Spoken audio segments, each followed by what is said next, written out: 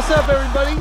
Welcome to Flagrant 2, No Easy Buckets, Patreon episode, analysis by assholes, water cooler commentary for your sports needs. I'm Andrew Schulz. I'm here with Akash Singh. Yep. Kaz is nowhere to be found, even though we accommodated his fucking schedule, shooting this at 7 o'clock in the goddamn morning. I got up at 5:30. You were up at 5:30? 5:30. I was up at 6:15. That's the beauty of not living in Jersey. That's That right. 45 minutes. That 45 minutes is a That big deal. 45 minutes is all right. And let's clarify. He asked to record at 7. Yeah. And I gave us an extra half hour. I said, knew you shouldn't have given him the half hour. I know, but I tried to treat him like an adult. You can't give black people nothing, man. I'm telling you. Jesus Christ. Starting out hot.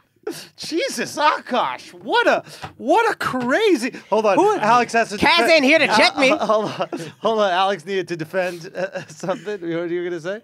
He ain't wrong.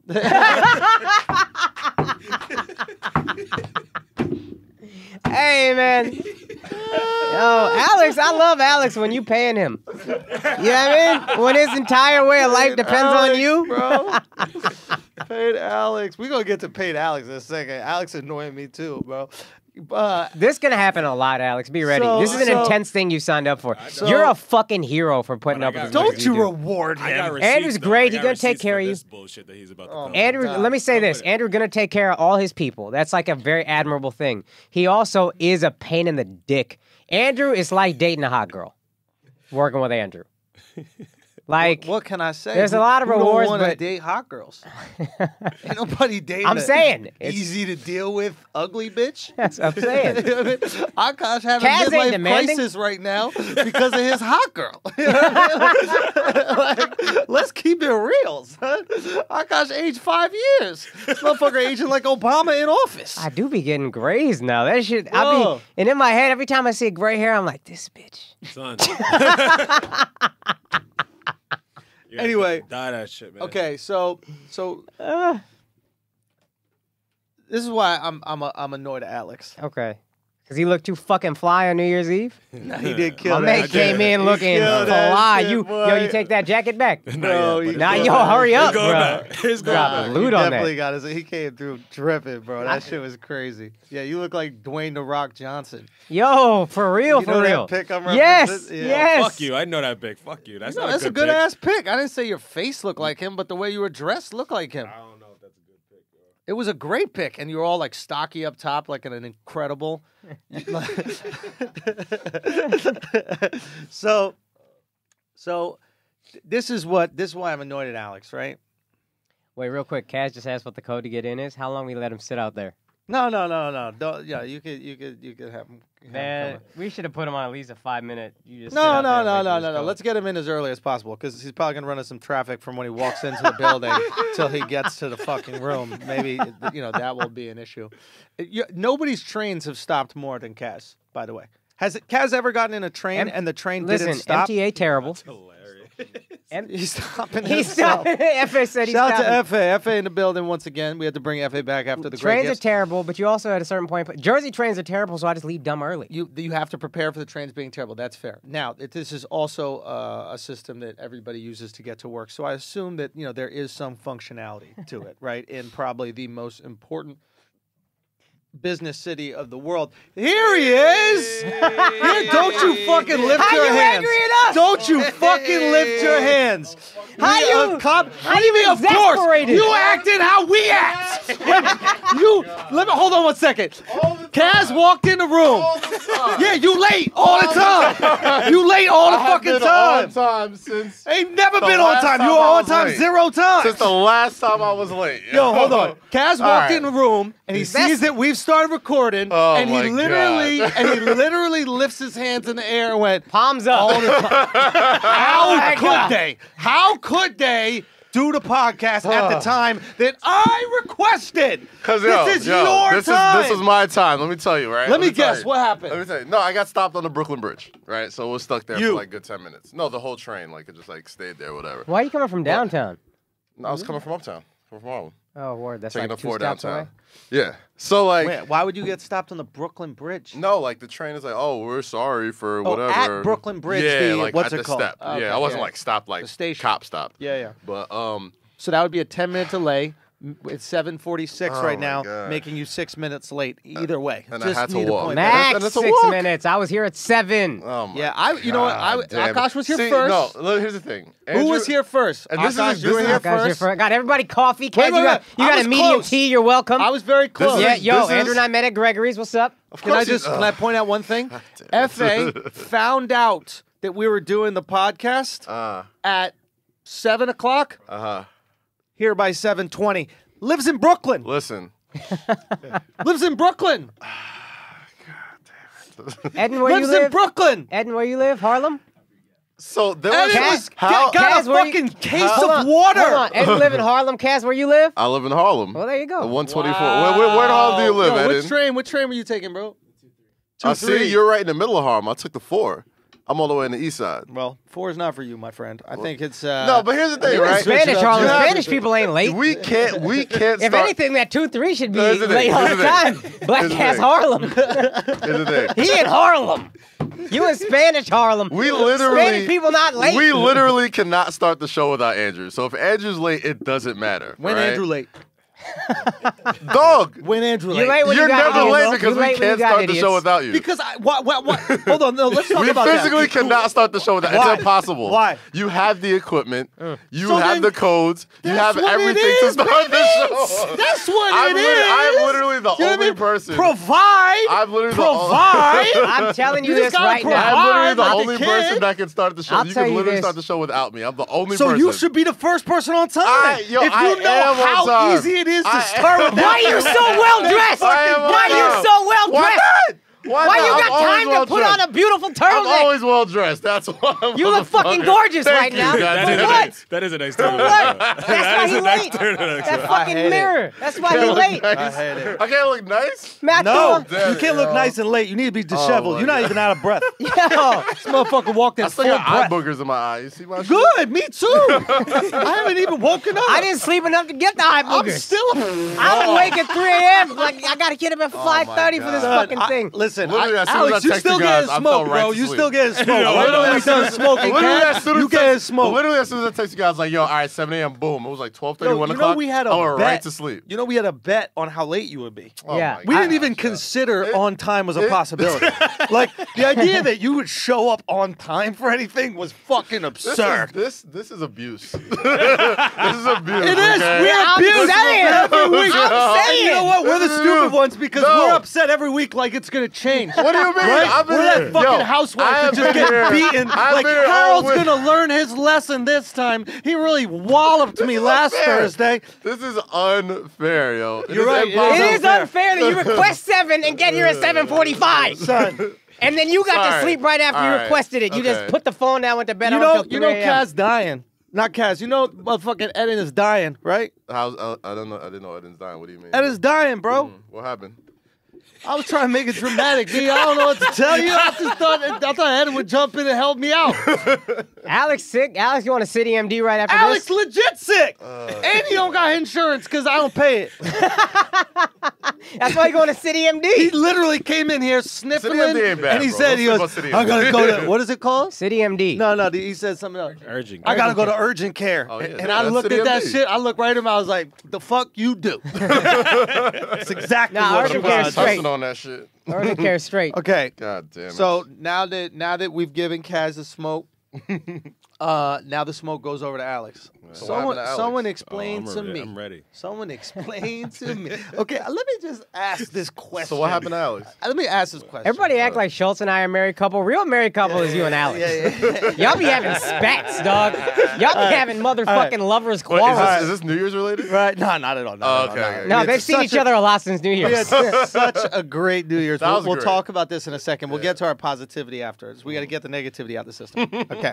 So, I guess I'll tell all you guys that are listening right now, but obviously don't spoil it. So tomorrow I'm going to fly down to the Bahamas, and I'm going to do the first Brilliant Idiots of the year with Lil Duval in his house in the Bahamas, right? You're gonna start this year off right. Yeah. Obviously, we'll We're do gonna it. start this thing off right. Yeah. Duval, So, motherfucking house tonight. That's the So- whole network. You're gonna start this thing off right.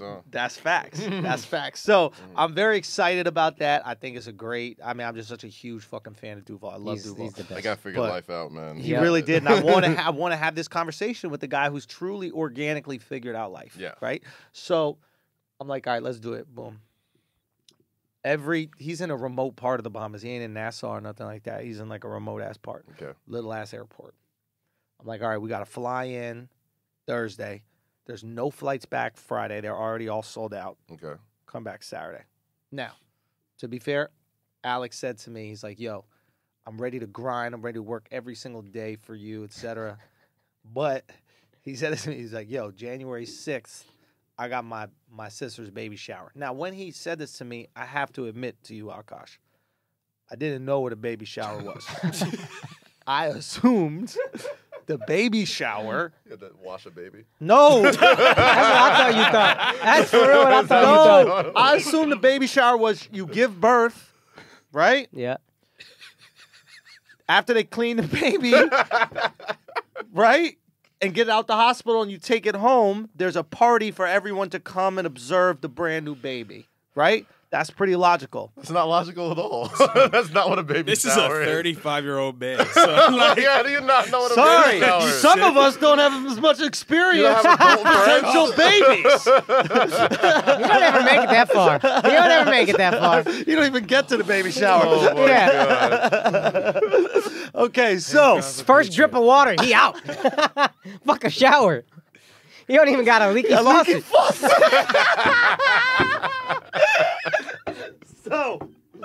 So I go, yo, the only day to fly back Saturday. He goes, man, I can't miss my sister's baby shower. Well, you When I said tell you January this? 6th? January 6th, 5th. When did I tell you this? 5th. I already said you told me prior. How long? A long time ago. All right. Yeah, I already said that. I Okay. acknowledge this. Okay. But Okay. during that time, I assumed you were going to get to look at a physical fucking baby. Okay? This guy can't go shoot, go to the Bahamas. We do episode of Dropping In, film it with Duval at the house in front of the fucking beautiful Bahamas beach or whatever. Do you know what I mean? Great content. Yeah. You know, great episode. Very exciting. Something my guy have to rely on. To see a belly, bro. Like it's the same belly that it was now. Go now. Give her your gift. Touch her fucking stomach. Say hi. And then we go to the Bahamas. No, hold on. Can I say, I see. He's mad at you for him not knowing what an actual That's baby shower exactly. is. So two sides. So here's the two sides I see. So here's the two sides I see. Number one, you agreed to some shit, not knowing what it was. That's on you. That is definitely But The world agreed to this, and I think it's absurd. This idea of baby shower is fucking absurd. What are we celebrating? We could do it last week. I don't understand. Why do we babies all... are expensive. But this is- babies are expensive. But this They is what need I would shit. say. Yeah, Second but point. it's not like he's not going to give it to her still. This is the other But thing I would alright, say. if it was anybody else, I'd be like, you should probably just like hit the registry and just like, yo, I got this thing to go to. But that's his sister, bro. Like he has to. Here's do what this, I will man. say though. First. Here's what I will say. First baby. Yo, I just don't understand why it's an event. I truly, in my heart, I kind of feel you on that if we actually step back. Yo, get and the this is what I'll fuck say. out. This is what let me say And this. this motherfucker has weddings with elephants. He bring the whole animal kingdom to Let me the say wedding. this. Son, go. Let me say this. Oh, Are you say it. not going to be there when your niece is born or nephew is born? Of course Is that I'm not gonna be another day there. off? Of course I'm going to be Is there. that not another day off? How many fucking No, days no, off I'm you just gotta gonna- have for somebody's this baby that's not yours? Nah, but you go check in This is the why hotel women like don't she get hired. has a Son. baby This is and why that- women don't get hired in high corporate positions. Wow. If I'm already You're furious that you gotta go to chastising. this, imagine a girl who gotta take it off immediately.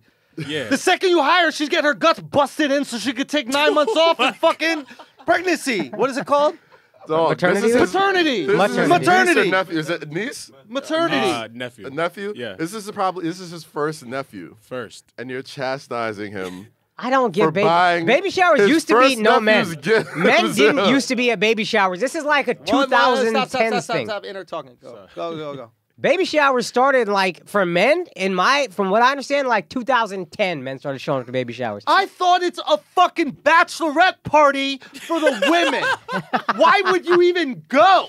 I don't even understand it. This is and the I'm not even single trying to dumbest thing. hate. I'm being 100% serious. Am I wrong? Did Yo. men not just start showing up to baby Listen, showers? If my own wife was like, I want you to come to a baby shower, I'd be like, my life is the baby shower. Every day, I bring you shit and provide for you and touch your belly. Okay? Why the fuck do I have to be there this Sunday when we have content to create? And you didn't used to be. Men just started having to show up. And you're not even her man. Here's the thing. Usually Akash is right. Usually men, that was a woman thing. Right? So why in 8 years It's is his suddenly sister. you can't It's miss it? his fucking sister. Back in the day, but Andrew's right. Back It's in the day, different. your husband wouldn't be there. No, there so are now, so many baby showers I didn't go to. I just hit the registry, boom, enjoy it. I'll see the baby when it gets here. If it's your nephew, your sister, something like that, I can understand So it. in 8 and he years, told you way ahead that's of true, time. and that's on you. That is on you. And you didn't know what it was. And that is on you. But in 8 years, it has gone from the husband doesn't even have to be there to how could my brother miss it? Isn't that a wild fucking progression? It's not even like you got her pregnant. Yo. If you got her pregnant, that's a way more understandable situation, even though it's gross. So we couldn't find a flight back to get me back to the baby shower. This guy's like, yo, search for a boat. I didn't say that. Search for I a felt boat 100% confident in that. to get you to another island. Yeah. I To said, fly we're in the back. Bahamas. You could go to Dominican Republic, or you could go to another island. Dominican Republic is wild fucking far. They got from the fast Bahamas. boats, son. They got fast kidding me? boats. You never seen Hypnotize? Yo, look, this is what a baby shower is. You never seen that fucking Hypnotize this is the video? logic. This you is the can't logic get we from deal with. Bahamas to DR on that fast-ass boat? Yeah. That's a great reference. Oh I'm my not. God. All I'm thinking Holy about is fuck. Hypnotize, and I'm like, yo, Friday, you I'm hypnotize. so jealous you thought of that. That's such a Son. fucking good reference. I said, see how much God it costs a damn it. charter. Charter a plane. How much it costs a charter? 22-year-old reference Hold on. right there. Look at that. All right. On a All fucking right. speed, you want them to travel You know where we really are? more of the length of Cuba. Man, we're right there. We could have just gone right to Miami, son. You could row to Miami from right there, man. You're like, That's just nothing. go to the Dominican Republic. Even though Miami's right fucking there. I don't know how the third This is world the logic works, that we're bro. dealing I'll with be right honest with you, okay? I'm not the best at that. I'm looking at my phone baffled. I think, I'm yo, looking at my phone baffled. hold on. I think I'm being pretty fair. This is on Andrew because he agreed to it. But I also see his point of like, why does the brother have to be at a baby shower that Yo, men yeah, just started showing up to? Son, I didn't even know Explain men just that started logic to showing me. up, No. son. I didn't know that. That's another notch. That's another Alex, knock explain on that you. to me. How in 8 years, all of a sudden, it's so fucking mandatory Yeah. that the uncles show up. So y'all never been to a Spanish baby shower? Now you Spanish. A Spanish Now baby he's shower Spanish.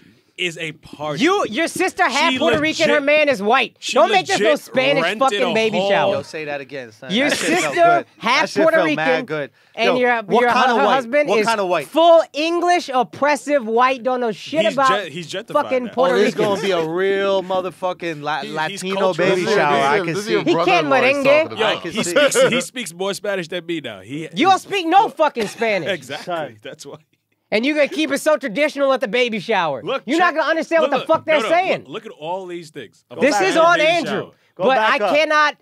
You guys are acting like he's completely wrong, and that's weird No, to me. He is completely. He's All right. completely All wrong. right, we on gonna this, do. yo. You know what we gonna do? What's up? Block the screen. Block your screen so Alex can't see it. All right. We gonna do that survey says shit.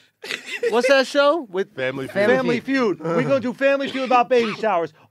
There are 6 things you'll see at a Latino baby Two shower. are just on the Hold screen. on. If you don't get 5 out of these 6, you not going. Okay? We gonna see how Latino. 2 are on the screen already. All right, 5 out of 6. Ready? Go. Number 1. What? This is a valid point. Name 6 things There's nothing for valid. your I know, Puerto right? Rican ass You baby shower that you agreed gotta to see. some shit Go. that you 6 didn't know things. what it Go. was. So Survey says. there's a lot of drinking. Oh, wow. There's All parties. You got to be there to celebrate drinking for the baby. There's fucking these thing these that could kill the games- fetus. There's these games you gotta guess the size of the belly. That's like, there's every a baby string or shower some you shit fuck. like that. There's another game where you can't say baby or they take off some like clips and shit like that from you. That's Puerto Rican. Then there's a That's strip lot of food. And then Oh, wow. after the This opening, is so Latin Hold on, specific. hold on. after the opening of like all the gifts, then the actual real party starts, and the shit goes to like probably 2, 3 in the morning. Yeah. Like this is not just a baby shower. It sounds It's to an me like event. all these things are horrible for the mother to be. I'm Like, just literally saying. Literally, everything he you didn't name a described. single thing except Okay, drinking. You didn't Oh say yeah, wicker chair. That big chair thing. That's Oh, now that always- it's up It's there. called the big chair yeah, thing. yeah. whatever. What's I'm it fine. called in Spanish? What about capias? Big chair. What about capias? I don't know what the fuck capias is. Yeah, What you is a got me on capia? that. What's a capia? You would know if you were a Puerto I have Rican, no Kaz. idea. But yeah, they give those things out too. Oh like- wow! They those get, are like- hey, did you already know that? From the Yo. fucking list, they give those things out. Yo, you guys are crazy. That's it. Y'all, You guys are fucking crazy. I'm honestly in the middle, and at the end of the day, you agreed to this, and that's on you, and that's just what it has to be. All right, so that means. I But just don't you understand. you are acting like this is some sacred event, It's a whereas huge we're not event. acknowledging. So It's check a it. Check huge it. Let's event. say, Give a fuck, let's say man. this His is. sister. Let's say this and is she's 6 Puerto months Rican. in. This is 6 Half months in. Puerto to Rican, our- married Do an you know, Englishman. do you know how hard Puerto Rican women hold grudges? Okay. Like, Half if she Puerto doesn't- Rican. If he doesn't show up to this shit, Even Ed is not yeah, tonight. He's like, like, come on, yes. son. Half Puerto Rican. And you agreed to this. So okay, now let's because back up. you didn't know what Let's- it was, let's back up. you're quizzing him for, and We- he has to know You know what what? the show I want is. that same energy kept around Columbus Day. I want that same energy What? kept around with the Native How is Americans. that even Y'all similar? agreed to this. Y'all sold it for the fucking necklace and the beads and spaghetti. Y'all wanted spaghetti. Y'all wanted spaghetti so bad, Native Americans, that y'all gave Manhattan and all New York City up for some fucking Yo, seashells.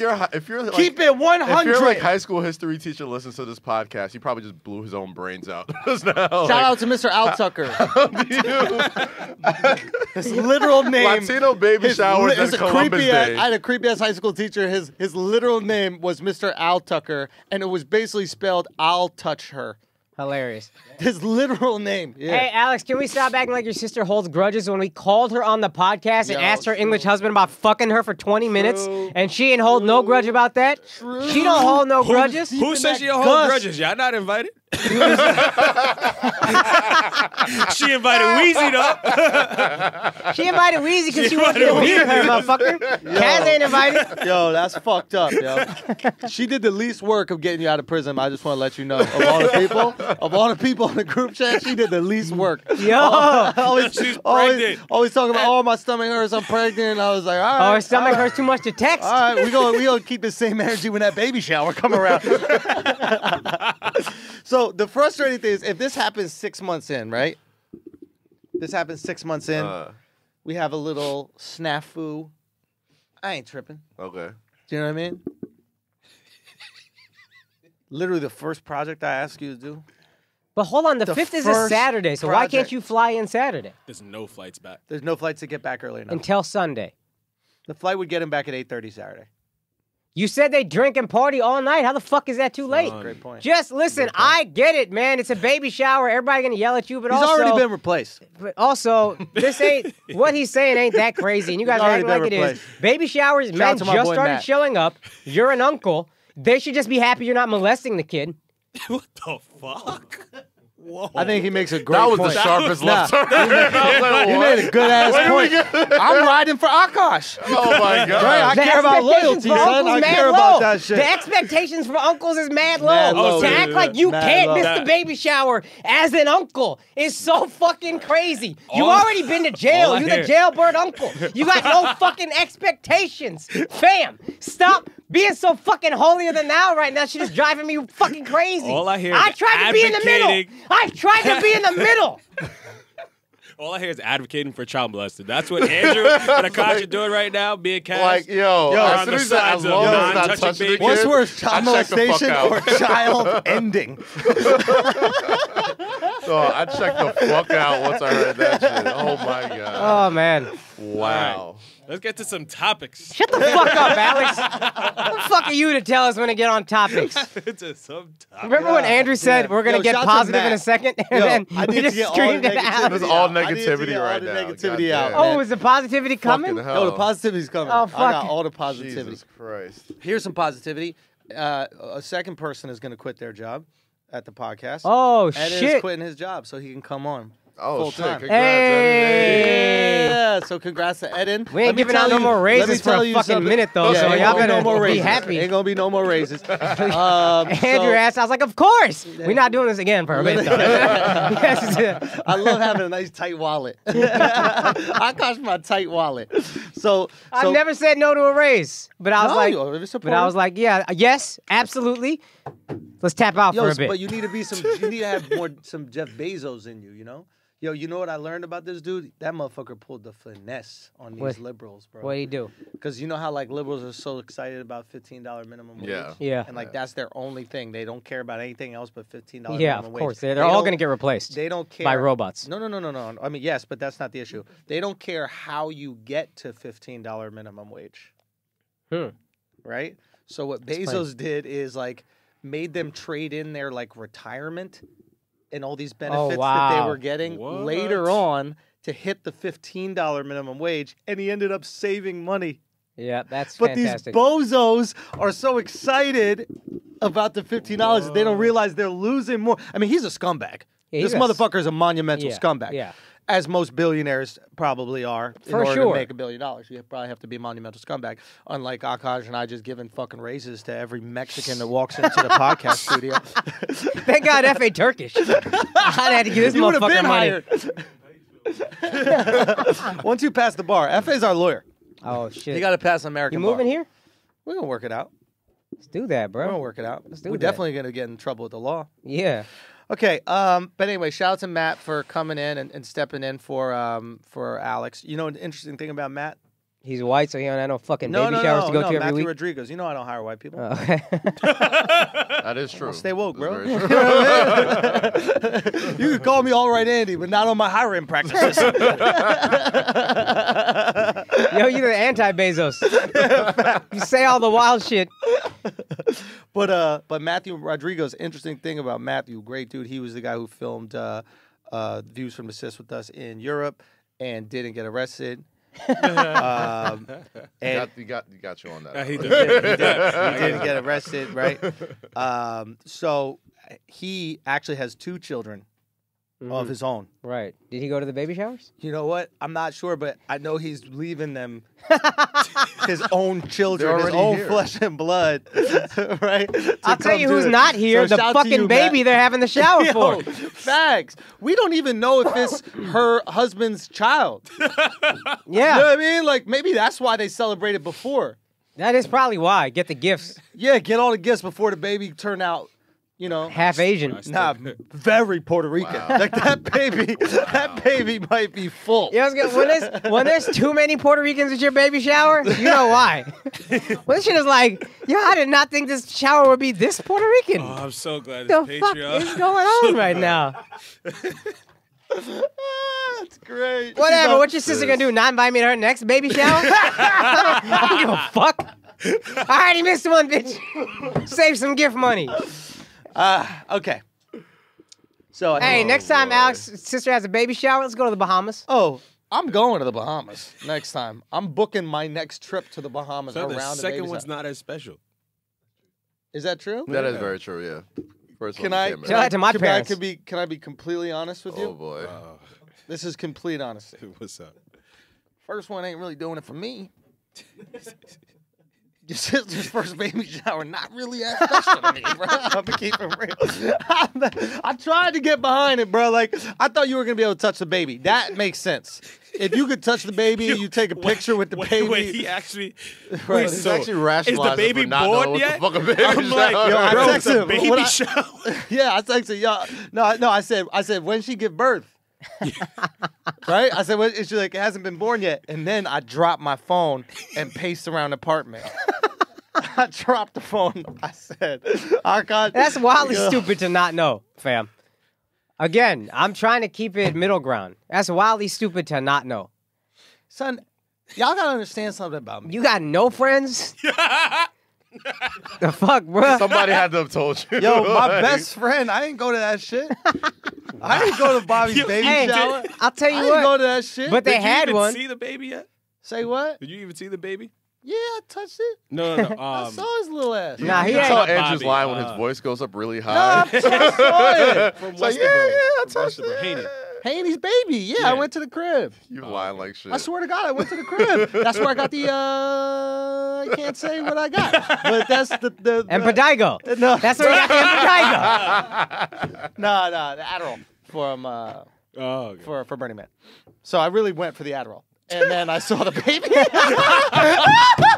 This is the advice you take. He's like, out you here. don't go to your sister's baby shower. Cash, shut the fuck up. You Yo, got here at shut the fuck up. 7:45. You shut the fuck up, all right? 7:45 Fuck in a you. turtleneck Fuck and a gold you. chain. Fuck you.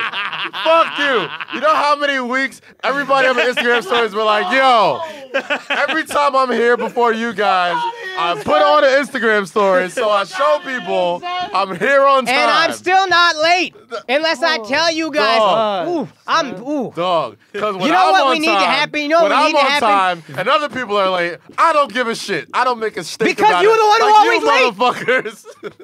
You was like 2 weeks ago and the week before that shit. I didn't say shit. Yeah, but I you just late- sat here you and late for fucking sleep. waited. What do you mean I'm late for sleep? You late for sleep. That doesn't make Like, any what were sense. you doing before this? I was sitting on the train You trying to late. get here. I left You at late 6:45. empty-handed, too. You don't bring no motherfucking waters.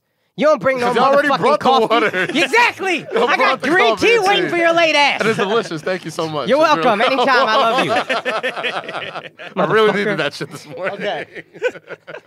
All right. Oh, fuck. I hope it's not leaking. No, All right. it's good. All right, you fucks. What we got? What Yo, we- Fuck you guys. Uncle's gotta be at baby showers. That's crazy.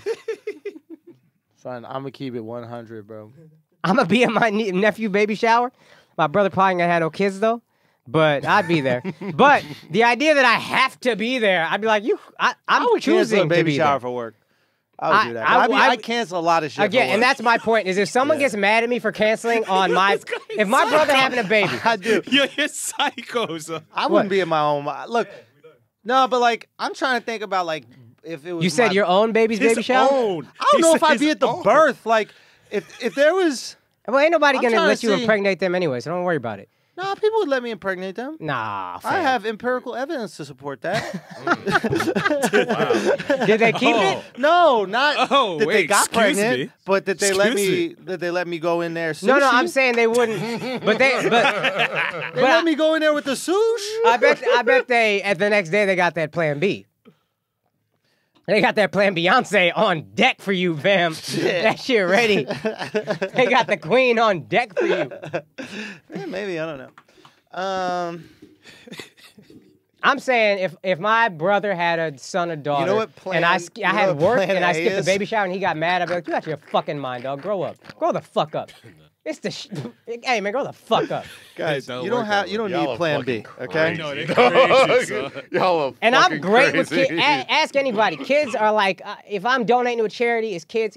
I get it. Listen, the kid But- doesn't really even know wanted who to you get are off until my you're like Plan A 5. joke. That's guys. I really wanted to get it off. I thought I could get it off, but I guess just couldn't. Sorry, you guys won't be able to get it. So, All right, 30 so minutes in. Shut the fuck up, Alex. I'm God damn. producing. Your sister producing too many babies. That's the fucking problem. okay, so guys, All right.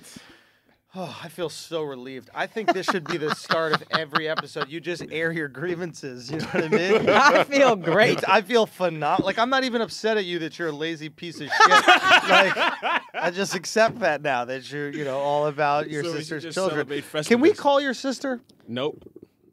It is 8:15 a.m. She's Oh. pregnant. Oh, B. is that She's is been that, up all night. Is that too early?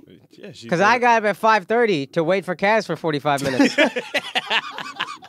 I'm sarcasm, but that was funny.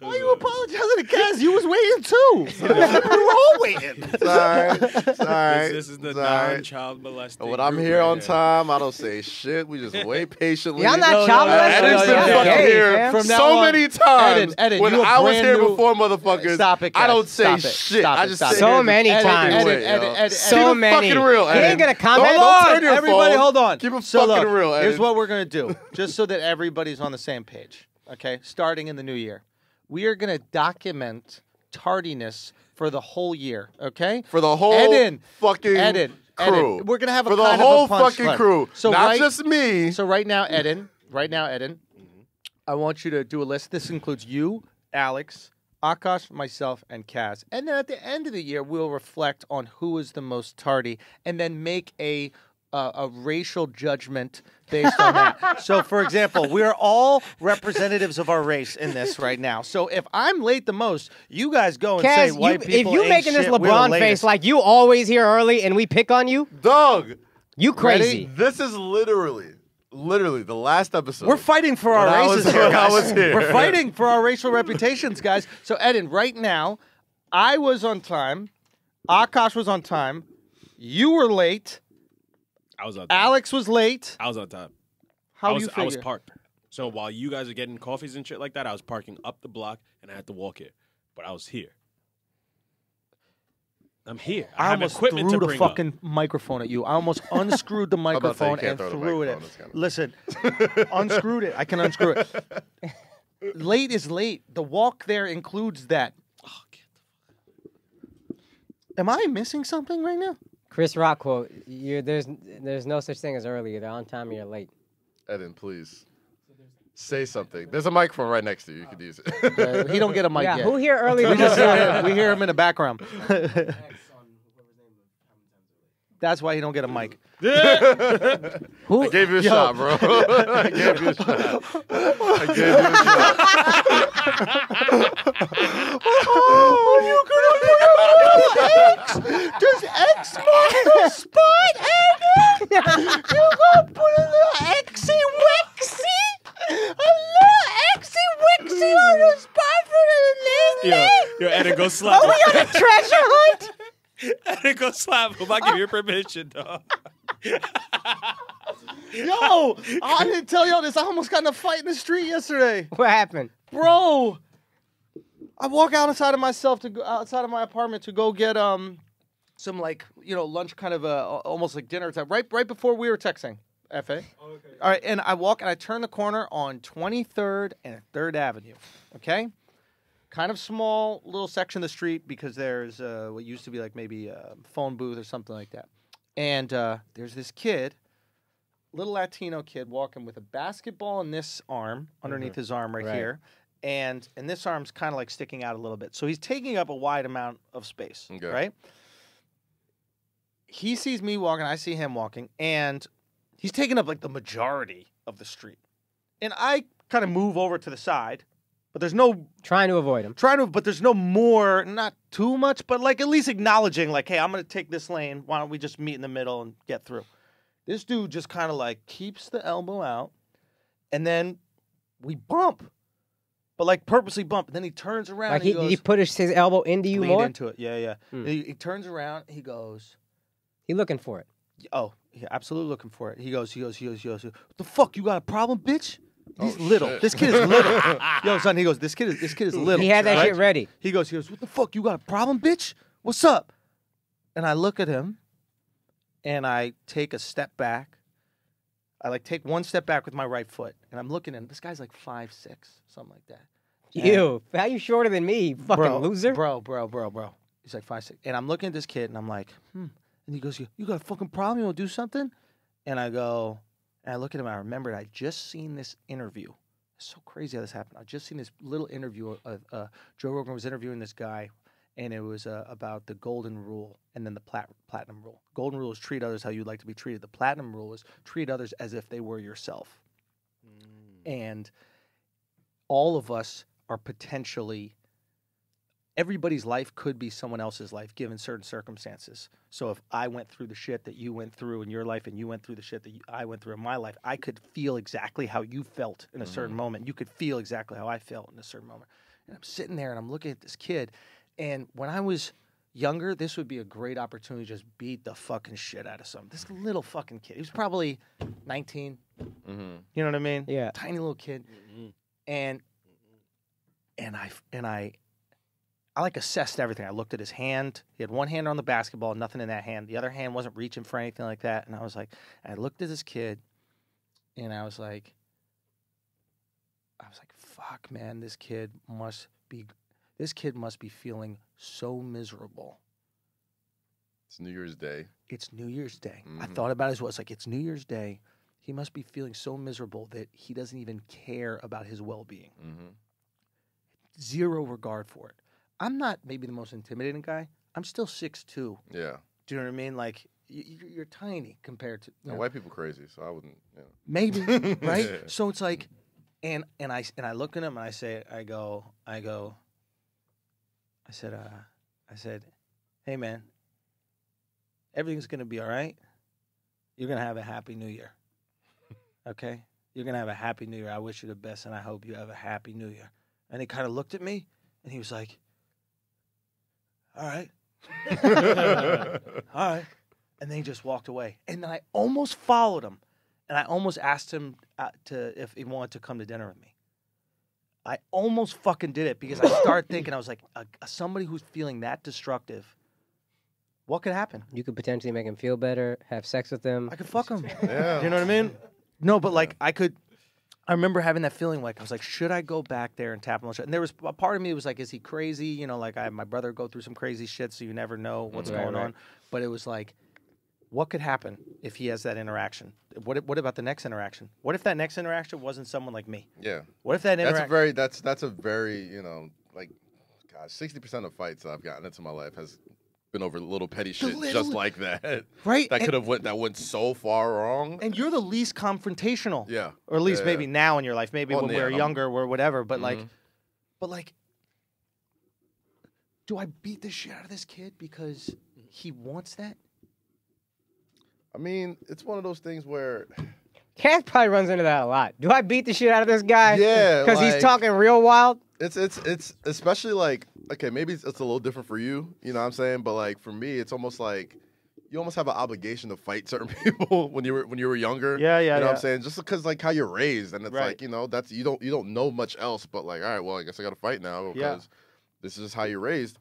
And that's probably the same thing that was going through his mind. You know what I'm saying? Something as little as like space on the sidewalk. Yeah. You know what I'm saying? Like, and it goes through your mind all the time, like in the train, walking the streets, whatever. If somebody bumps you, like the immediate, okay, he doesn't want anything. Oh, my bad.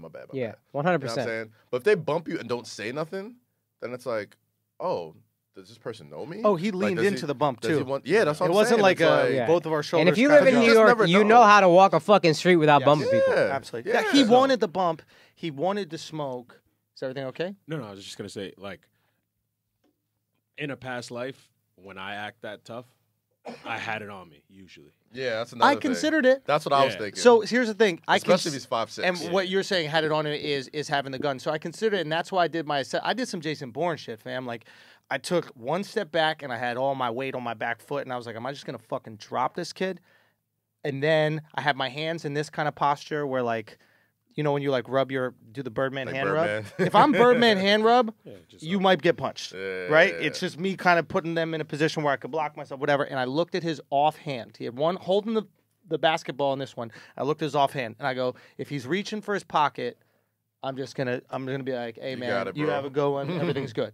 Because he was so small. Mm-hmm. If a guy's my height, like if Kaz and I bump into each other on the street, I'm not thinking Kaz is like concerned about his well-being in a scrap with me, right? Yeah. It's like we're both making a judgment. We're like, okay, I might be able to beat this guy up. He might be able to but whatever it is. But a little guy, I'm like, what's going on here? And I think on some level he just wanted to maybe be fucking hurt. Like sometimes you want to feel physically what you feel emotionally, like on some cutting shit. Or make other people feel the way you feel. Or hurt people shit. And bro, man, it was just such a... But that was what went through my head too, Alex. I fucking looked at his hand and I was like, if he reaches for his sweatpants, or if he reaches in at all, I was like, it might be on. So it was just such a fucking weird. It was such a weird experience, man. Such a surreal experience. You showed more respect to that kid than you showed Alex's sister. Yes. Fa just said to Andrew, "You showed more respect for that kid than you showed Alex's sister." How so? But like your sister's logical. She would get it. Like she would get you not going to her baby shower. This kid is acting illogical. Guys, you know what I mean? The point Andrew is making, to not know what a baby shower is, again, I use the words wildly stupid. But the logic that the baby shower is this fucking sacred absurd. event, I don't absurd. believe that when men weren't even supposed to come until what? Fucking 8 years ago. I keep using 2010, 9 years ago. 8 years ago This is is a a long brand new. So fucking all time of us, ago. you guys have to, you guys Branding, have bro. to, It's you all guys have branding. to admit it's crazy that all of a sudden this is a sacred thing that my brother. How could he not be at the baby shower? All of feel a you. I sudden don't we're want to here. talk I about think- baby I think showers it's- anymore. We're done talking about the baby showers. I think it's less than that. You know what I mean? I think it's just about. Is this Alex- baby shower? No, it's not baby shower related, Alright. but it's related to whatever. I just think it's about Alex's word. And she gave him his word. She was going to be there. She told you this. Thank you. You know what I'm saying? It is what it is. But the platinum rule, I you like have that to use platinum. that shit, especially when it comes to people who don't know what's good for themselves. You know what I'm saying? You gotta be in a great And place to live that. Though. You got exactly. You gotta be in a You great gotta be in fucking place. You got to be in a good place mentally. The platinum FA, if you don't shut the fuck up. I had about enough of FA. FA, shut the fuck up. So, God damn, the fuck. okay, so basically it was a very interesting situation at Growth, and I think it was because I was coming off the positivity of what a great night we had. We had a great New Year's Eve New Year's Eve was nice, night. man. We went out to eat. Had to Eden put did together not a come dinner. with us. God damn! Shout out to Gila. Yeah, Gila. Gila. My fault. She's the Gila. cutest, man. Oh, bro, I fell in love, dude. I'm Most like, adorable oh lady man, on earth. she's such an adorable. She's like everybody's mom. Yeah, you know what I'm yeah, saying? yeah. She overstuffs everybody. Oh, it was the best. So Best New so Year's Eve I had in a long time. it man. was a It's really great. great New Year's Eve, man. So we did a dinner party at Gila's Nosh. If you guys follow my Instagram, you know I'm always over there. And If you're ever in New York, go to Gila's Notch. go to Gila's Nosh. Drop our names. Yeah, 23rd. Andrew's in between particular. 2nd and That's 3rd. like Shit, Andrew's I'll be there. mom. Yeah. Chances are y'all see me. But it was funny. There were some assholes that she was catering a party for the next day. I saw it Really? on your You saw- story. yeah, I posted a story, Yeah. and she was catering a party for them the next day, and they were like, "Yo, we fuck with Gila, this, that, That's the other." great. Anyway, so we went there. We had this great dinner. I mean, the food was so good. We all hung out, and it was great vibes. Then we went to my buddy was throwing a party at the Blonde. Shout out to Laurent, and he got us all into this fucking New Year's Ritzy, party. You know, very expensive looking, fun. It's hard to get into any club in New York City on and New Year's Eve. expensive. So And the homie expensive, held us down with so- the table, the free drinks. It Yeah. was Gucci. I was not Yeah. complaining at all. I was like, shit, let's make that move, bro. It was a good time. And Akash didn't come with us, and I was upset about that because, and I know you don't like the club that much. I also had shows. You did have show, but you could have come after the show. This is Yeah, I could have. But I'm hustling at 11:30 to get in the fucking club. It'd have been That's like a when we thing. went. Yeah, I What left you- right y'all after. ate? I went to after dinner. Yeah. I went to go meet up like with some of the homies. Just like hey. Yeah. Came back right before New Year's, around like 11:30. Still made it out, bro. Oh man. Here's the thing about baby showers, right? I'm just joking. But yeah, exactly. And the reason why I wanted you there, and FA came as well, and FA hates the club Yeah, scene, yeah. etc. But he had a good time. I don't know. I can't speak told to me. if you had a good time, but got I had a fuzzy good after a time while. because you were there. It was fun. And like sometimes it's about doing something that you don't exactly love doing, but just to be around the people that you love. Yeah. That's why I wanted you there. That's why I missed you there. We took this great picture, Alex saw that Kaz and I on the picture. wall, and I was like, man, where the fuck is I had a little Akash? FOMO on that picture. No, Yeah. we needed someone to take it, so I figured if you were there, then you would be able to take. I know. That's what I was thinking. I'm good with the filters. You know what I mean? I'd have put a nice And Hudson you were on y'all. you'd be the only sober one too, so it'd be nice be and great. clear. Oh, that's where Perfect. going out really Yeah. sucks. When you're the only sober one. Well, Fa was sober. Oh, F there you don't go. drink or smoke. Yeah. There So you go. it was We good. got I mean, that in common. I got lit.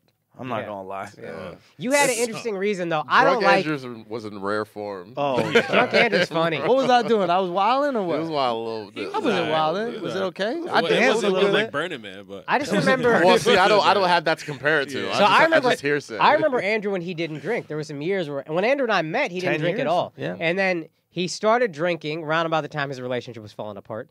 And he texted me. Way to open up those wounds, motherfucker. And he Complete coincidence, guys. Complete coincidence. Definitely had nothing to do with the emotional And- turmoil I was going through, or the panic attacks I was having, or good. short-term memory loss. But this is because when of I knew depression. drunk Andrew was wild.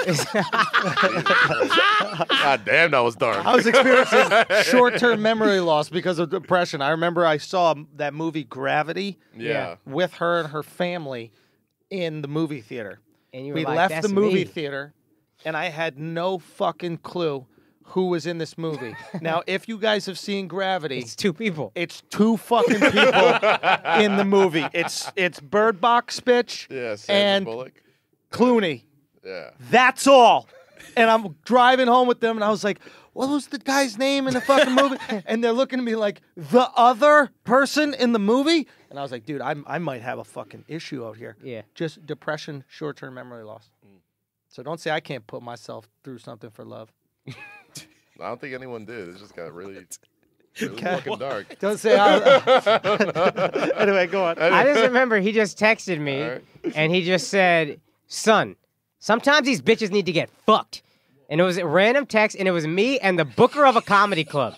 It was just, I was just like, why is the booker of the comedy club on this group thread? I don't understand what he's doing. Wait, what is this in reference to? That's it. Random text out of the blue. Son, sometimes these Cosby bitches need to get offense, huh? fucked. And I was like, oh, Andrew probably drinking. And then I looked at me and the booker of stand up New York at the time. I was just like, why is he on Who, this Benji? thing? Yeah. I was Yeah, like, but can you phrase it different so it doesn't sound Yeah, so that's- aggressive? Like that made me feel uncomfortable. I was son. like, Jesus. It was more like son, sometimes these bitches need to get fucked. I mean, they do That was softer. Like, you know what I mean? Like, yeah, you really hit that F. Like sometimes, Yo. bitches just want to get That's fucked. how I read Yeah. it. Sometimes bitches want to get Son. fucked. That's two way different conversations. Yeah. I read it Like, as intense. try it Andrew. again. Try it like in more like Andrew was playful. like, yo, son, sometimes bitches is trying to get fucked. Yo, Okay, all right. that's That's, so see, that's reasonable. charming. It's like, okay, That's the yeah, you know, sickest whatever. shit, yeah. But like sometimes these You bitches made want me to look get crazy fucked. for a Like, second, whoa. bro. Had me looking Whoa, like dude. Louis out here. Yeah. You want to talk about Louis? Yeah, we could talk about Louis. You want to talk about Louis or Judd? So, Arrow ass Judd. yeah, there was a. Did I tell you I spoke to him last night? No, you spoke to Judd Oh. Apatow? Yeah, the seller about it. So, Oh shit. Okay. so Louis C.K. Okay, so Louis C.K. has a set of his leaked from a Long Island show. Okay. Right, the whole set. Someone recorded the whole set and then like That's sold so it to fucking TMZ. foul. This, that, the other. So foul. And there's like outrage about a few bits that are in the set. Right. Right. One of them has to do with the kids from the school. Son, you can't laugh on kids at school shootings. Yeah, at least wait till the punchline. I got Word. first of all, I got a great joke about school shootings. Fantastic That's joke. true. Yes, about yeah, school school That's a shootings. great joke. Yeah. So like I'm not, whatever about that at all. I don't even believe that they're topics you can't joke about. I think there's good jokes and bad jokes, but we can get to that. So there's outrage about a couple of these bits. And one of the people that was very outraged about it was director, filmmaker, Judd Apatow. Mm-hmm. And Judd, we can even bring up some of Judd's tweets, but he called the joke hacky. He said it Unfunny. unfunny. All adjectives that have been used about Judd Apatow's stand-up. So he said it was hacky. He said it was unfunny. He said, Did he say boring as fuck? Did he say how was he on stage? Who let him get a microphone? Oh, does Louis think just because he directed a few hit movies, suddenly he's a stand-up again? You already failed first. Why are you doing this again? Was this all stuff he said about Louis, or is that just right. stuff we say about Judd? So we had okay, the hacky, unfunny, shallow routine is just a symptom of how people are afraid to feel empathy. It's much easier to laugh at our most vulnerable than to look at the pain directly and show them love and concern. Louis C.K. is all fear and bitterness now. He can't look inward. Now, so I spoke on New Year's Day, New Year's Eve. Akash and Effa and I were speaking about this. And Andrew we was were livid. I was livid. I was really frustrated. And I was like, I really want to speak to Judd. So I go to do my spot at the cellar last night, and who's there at the cellar at the back table? Judd. Good for him for showing up. Absolutely. Judd, and I go up to him and I kind of like force myself into like the table discussion. There's like no seats. And then like Chris DiStefano, shout out to Chrissy. He ends up leaving and I just sit down there. We're all kind of talking. And Real I quick, just, Chris DiStefano's 1 hour special comes out, so check that out. yeah. One of We're History gonna Highlights. we're Comedy gonna Central, have yeah. to Should be talk dope, about yeah. it. But so basically, I go there and I have, and I go there with curiosity, right? I go there with Good for curiosity. you. You're not aggressive. You're just willing to listen. Because there's nothing that comes from it, right? Like Right. The aggressive move, in my opinion, is to tweet that, Right.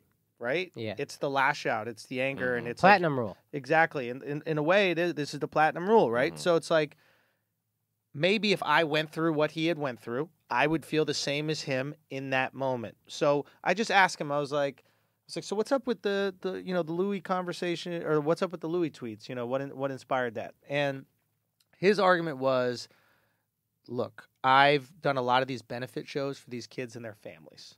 So I developed a personal relationship with these kids and their families, right? And I've seen my own kids having to deal with, like, what's it called, school shooting drills and shit like that, and like having to feel as if their school could get shot up, this, that, the other, and these people have seen people die, etc., around them. And there was a few people at the table. It was Keith Robinson, Godfrey, some other folks, kind of John Fish, and like intermingling in that. And he basically, he's like, so I developed this connection to the material. And I basically said to him, it's like, okay, that's fair, right?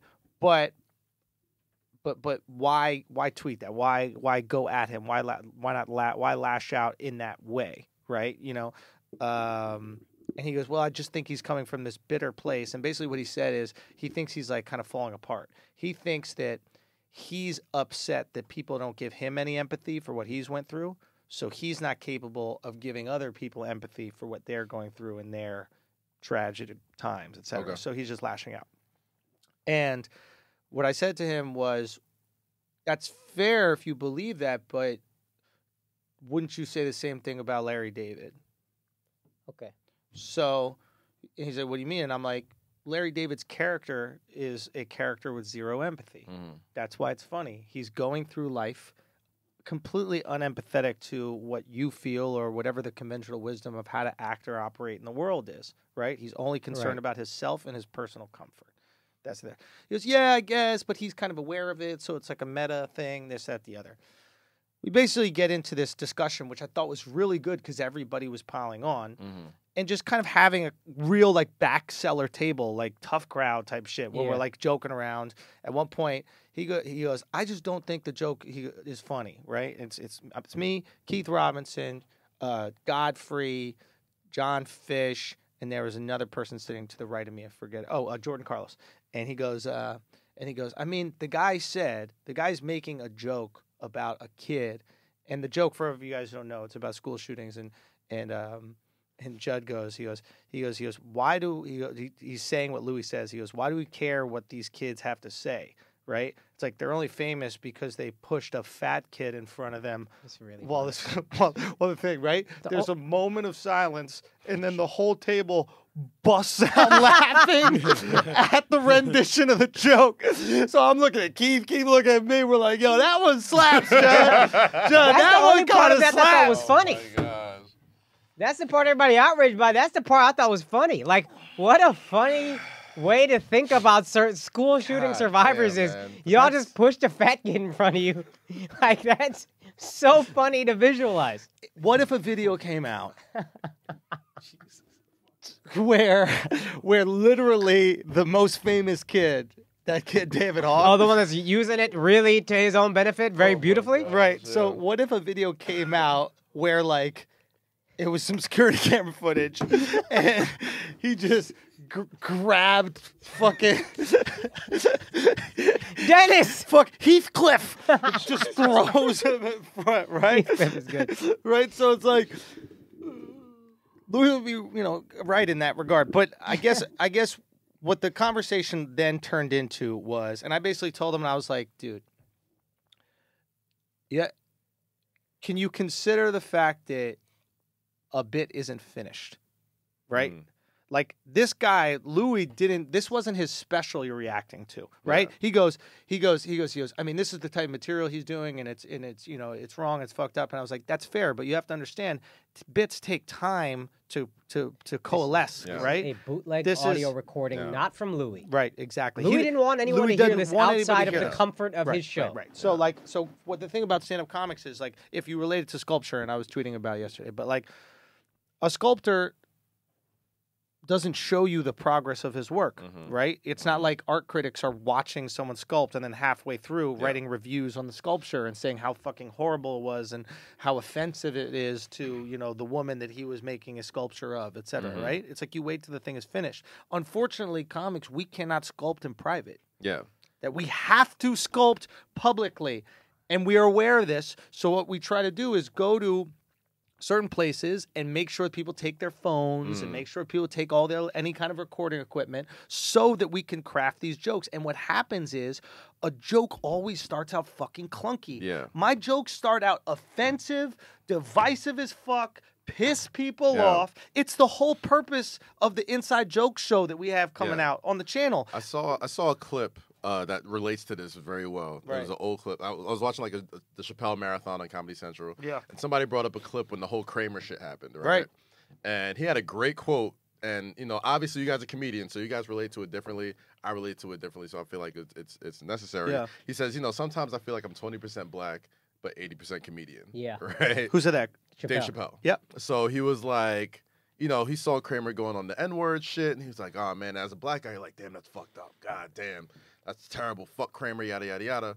And he's like, the 80% comedian in him is like, he's going man's for having a tough set, bro. Just hang in there, bro. You'll be all right, Kramer. Yeah. And you're like, the comedian in him, you're like, probably on the inside, he's like, I'll get him next time. Yeah. You know what I'm saying? I'll finish this joke or whatever. Yeah. And just like you said, like it was unfinished, it was a recording, it was whatever, and sometimes you bomb, and sometimes, you know, you got to work through that. So I guess, like, the way he put it, since I'm not, like, a comedian like you guys or whatever, I understand. I could, you know, I could kind of, like, they articulated it so well that these jokes, especially when it comes from a place that could be seen as offensive, you got to take the humor. All great humor comes from fucked up shit. You know what I'm saying? Like, to me, the best humor comes from taking something so fucking vile and terrible or whatever and just having a laugh at it. You know what I'm saying? And, like, that to me has always been the brilliance of stand-up comedy. And I mean, I completely agree with you 100%. And it's basically what I was trying to explain to him. It was like, why tweet that out publicly? Yeah. I go, if you care about Louis, you are famous, bro. You can connect with him, right? If you care about directly connect with him, if you tweet it out publicly, right? What you're basically doing is enabling these bloggers and these writers that criticize stand-up, right? Without educating them on how stand-up works. This is a perfect time for us all to come together as stand-ups because we have to educate our audience. We're one of like we're a profession that the people that watch it are some of the least educated in the art of it. Yeah. When you go to a museum, you might know what an impressionist painting is, etc. Yeah. People go to a comedy club, and the only justification for them feeling like they should be there is they've laughed in their life. Yeah. They're like, I've had a laugh. Yeah. That'd be like if you went to the MoMA after you literally wiped your booger on your wall next to your bed. And you're like, oh, I get art now. This is art now. We don't, right? So No, I get some great watercolors in college. You should see. Even that's crazy. In preschool. Like, you bought watercolor? Like you had... in preschool. In preschool, I had some great finger paintings. I know exactly what's going on It's here. the same like I could probably relate to it a little bit more with the WWE shit. Because, like, you're taking literally hours out of your day to create this whole story and write this shit. Yeah. And then you go online and it's so many people that are just some fat loser. Some fucking loser just Don't you wish somebody shoved him in the way of a school shooter? See, guys, school shootings can be humor. funny. Okay? So some fucking loser was like, oh, I've done this show. I could put together a line. I watched this show. So let me tell you how to do it. I watched the show. No. I'm an expert. Right. So 3 things I was going to say. One, first of all, when Louis was at his peak, you know this, I never really liked Louis. Mm-hmm. Right. I always found him wildly overrated. I didn't like the bit. I saw the humor in the fat kid thing, but I thought the bit was not funny. But also, exactly what you were saying. This is a process. Everybody who's had a lot of hair at one point, you get a haircut. Midway through the haircut, you're like, what the fuck is this guy doing? I am freaking out in this chair. Sure. And then most of the time, you're like, oh shit, this is pretty good. Yeah. You got to trust the process. Yeah. I 1,000% agree. So, like, and part of trusting that process, and you should know as a comedian, that's why I hate when comedians knock other comedians, because you know this process, man. And, like, what happens with a joke is when you're doing a joke on a specifically touchy subject, it's hard to be vulnerable. When a joke is really, really touchy, it's hard to approach it with vulnerability because you don't know what the reaction is going to be. Yeah. When you have a touchy subject like a school shooting, the little voice in your head is going, they're going to hate this. Yeah. And when you're operating in life with the idea of they're going to hate this, they're going to hate me, you put up a fucking wall. Once you start getting laughs with a bit, all of a sudden the vulnerability comes out. So maybe the first part of the joke is kind of angry and mean initially. And then through to angry and mean, you get to a place where you start reflecting and you start going, why am I annoyed at these kids? What is it about me that makes me annoyed at the kids? And then the joke, like most of Louis' jokes have always been, become about him. Yeah. Right. Right? Yeah. He still reflects towards telling your kids about homosexuality. Right? Yeah. Even that joke is about him. Why do I have to tell your dumb kid Yeah. about homosexuality or whatever the fuck it was? So what I'm saying is, as a comedian, I was like, Judd, you got to let him figure that out and support that, because you are going to go through something in your life where you're going to say something and people are going to come for you. And now they're going to come for you even more because you've put yourself on a pedestal. And we spoke about Aziz. And he was like, the reason people came at Aziz is because he wrote this book about dating and he put himself on the pedestal of how to treat women, that's, that, the other. And then he acted kind of like a douchey guy, right? And I was like, but that's going to happen to you. Yeah. And I said to him, I was like, after talking to you, I think you're a genuinely nice guy. He's not a comics comic. He's someone who liked comedy, and he's a smart guy, and he's an executor. He's someone that can execute, right? But he's not. I know comics. Yeah. I know people who look at the world in that way, and he doesn't. You don't have to be a that. comic to be a comic at your core. It's absolutely You- right. Sometimes you're just a huge comedy fan. That's right. And there's radio guys like Howard Stern's a comic, even though he's not a comic. Like there are certain guys. Charlemagne Charlotte is a comic. right? Even though he isn't, but he has the physical makeup. Yeah. He just chose to go in different directions It's with just these a different things. medium. Of Yes, it is. yeah.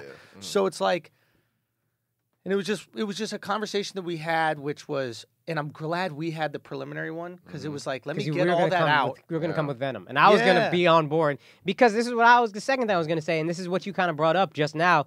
The fact that he doesn't understand the comedic process lets me know he is not a comic. And I don't mean that in you're a piece of shit, blah, blah, blah. It's just, if he Judd's career path, and I'm going to take out the Venom because you presented him in a way that's like, okay, this is a smart guy who can think. And maybe you got through to him. I think he genuinely, sorry, go. But Judd's career path was, I was a comic who was of no note whatsoever. Like, I had some shit going on HBO or whatever, but nobody cared about me. Right. Then I had movies pop. Right. And then I came back to comedy, which he loves, but now I'm realizing he's not a comic, because if you love comedy and you are a comic and you've done the path building up, like if he stayed doing stand-up, he would understand this whole process. Every joke starts off shitty. You stay in the clubs when you're not famous. Right.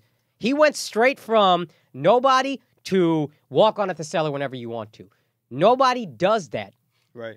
Unless you are a stand-up. Like, stand-ups work their way up 100 steps, and then you're at this. Then you get movies. Judd bypassed all of it. Sure. So he's just ignorant to the whole situation, and it does empower a lot of these bloggers when someone who's not a real comic but gets to say they did comedy suddenly starts shitting on the process. Yeah, and he's like a cosign to all that, and that's what I was trying to explain to him, Did right? you get through to him? It seems like you might have. Yeah, I think I did, and I think I understood, like, I think we spoke about that perspective.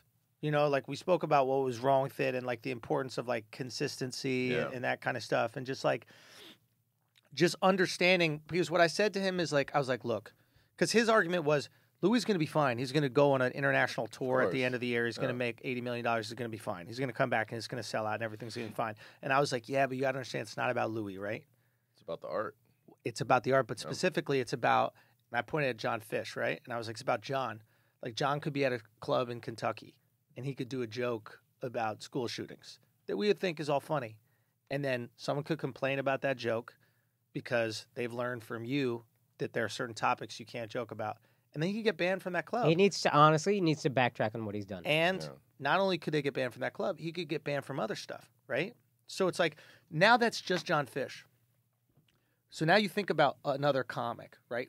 He's really funny, right? But now you think about other comics who don't have the millions of dollars that Judd has and Louis has.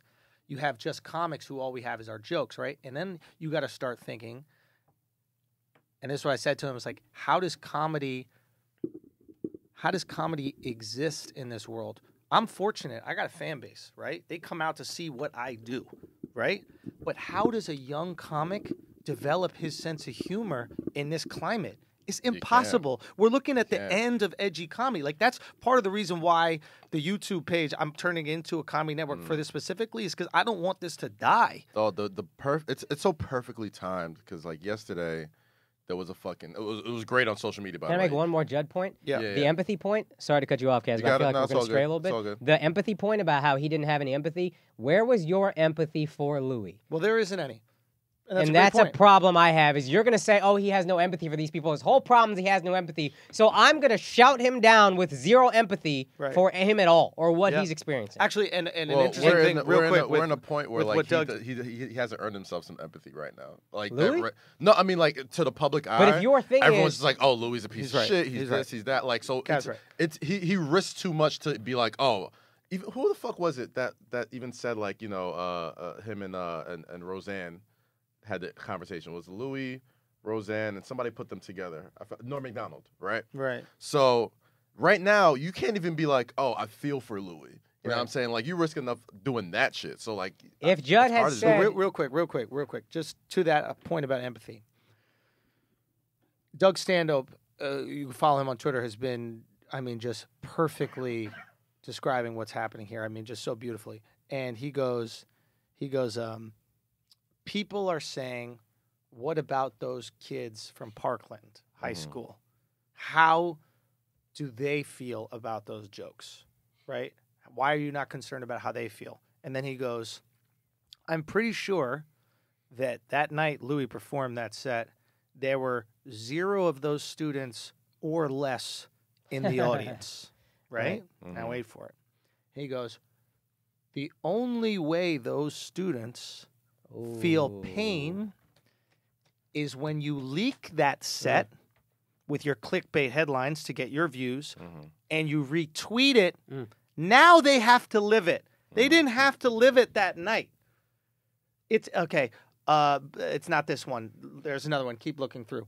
But so now you have to live through it that night. yeah, Right? Now you have to live through the experience just because you retweeted. Like all those kids have to hear that set because you're tweeting about it. And he goes, it's similar to when Bob says that Nancy that works at the office is fat, and then you go tell Nancy that Bob says she's fat.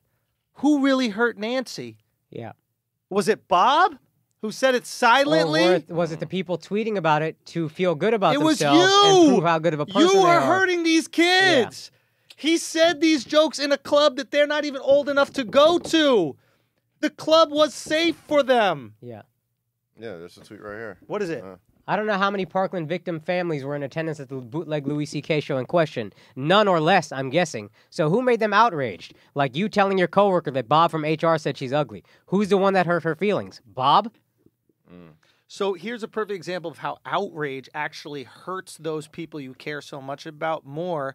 And a lot of times these people who are outraged, and we've said this for fucking years, it's not that they're outraged on behalf of someone, it's they're opportunistic. They can see an opportunity to get some retweets, to get some cultural cachet, etc. So what you're willing to do is hurt Nancy so that you can get So I can put on my cape and be like, Exactly. see, I have good values. Isn't that fucked? It's fucked up, man. Like, and I was beginning to say this shit earlier. It was so perfect because yesterday they had the Chappelle Show marathon, Right.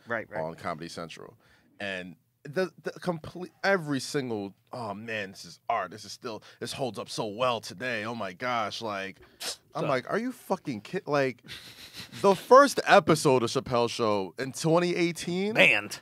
The fuck no network's picking that shit up. You know what I'm saying? But he's taken all these fucked up topics and gotten to work on them tirelessly until it's art, until it's comedy. And they have editing. Yeah, and it's edited exactly. Like it wasn't something bootlegged. It was something that like every single premise of the Chappelle Show started off with something fucked up, like the nigger family, like black white supremacists, fucking like all this shit that was just fucking awful seen without context. And you got to see it just fucking like if the nigga and that's what we got to see, Kev. Yeah, and that's what we got to see, and that's why we look at it as art, right? But think about it. Shit got cut. How do we know that Louis doesn't look through his set? It's like, yeah, that shit ain't it. Similar to Chappelle. Because every comic does this. And at the end, go, hey, this bit isn't up to par with what I want to express. It's yanked out of here. You're assuming far too much when you're knocking these things that were never meant for complete Twitter public consumption, et cetera. It's a very dangerous precedent set, and I seriously am concerned.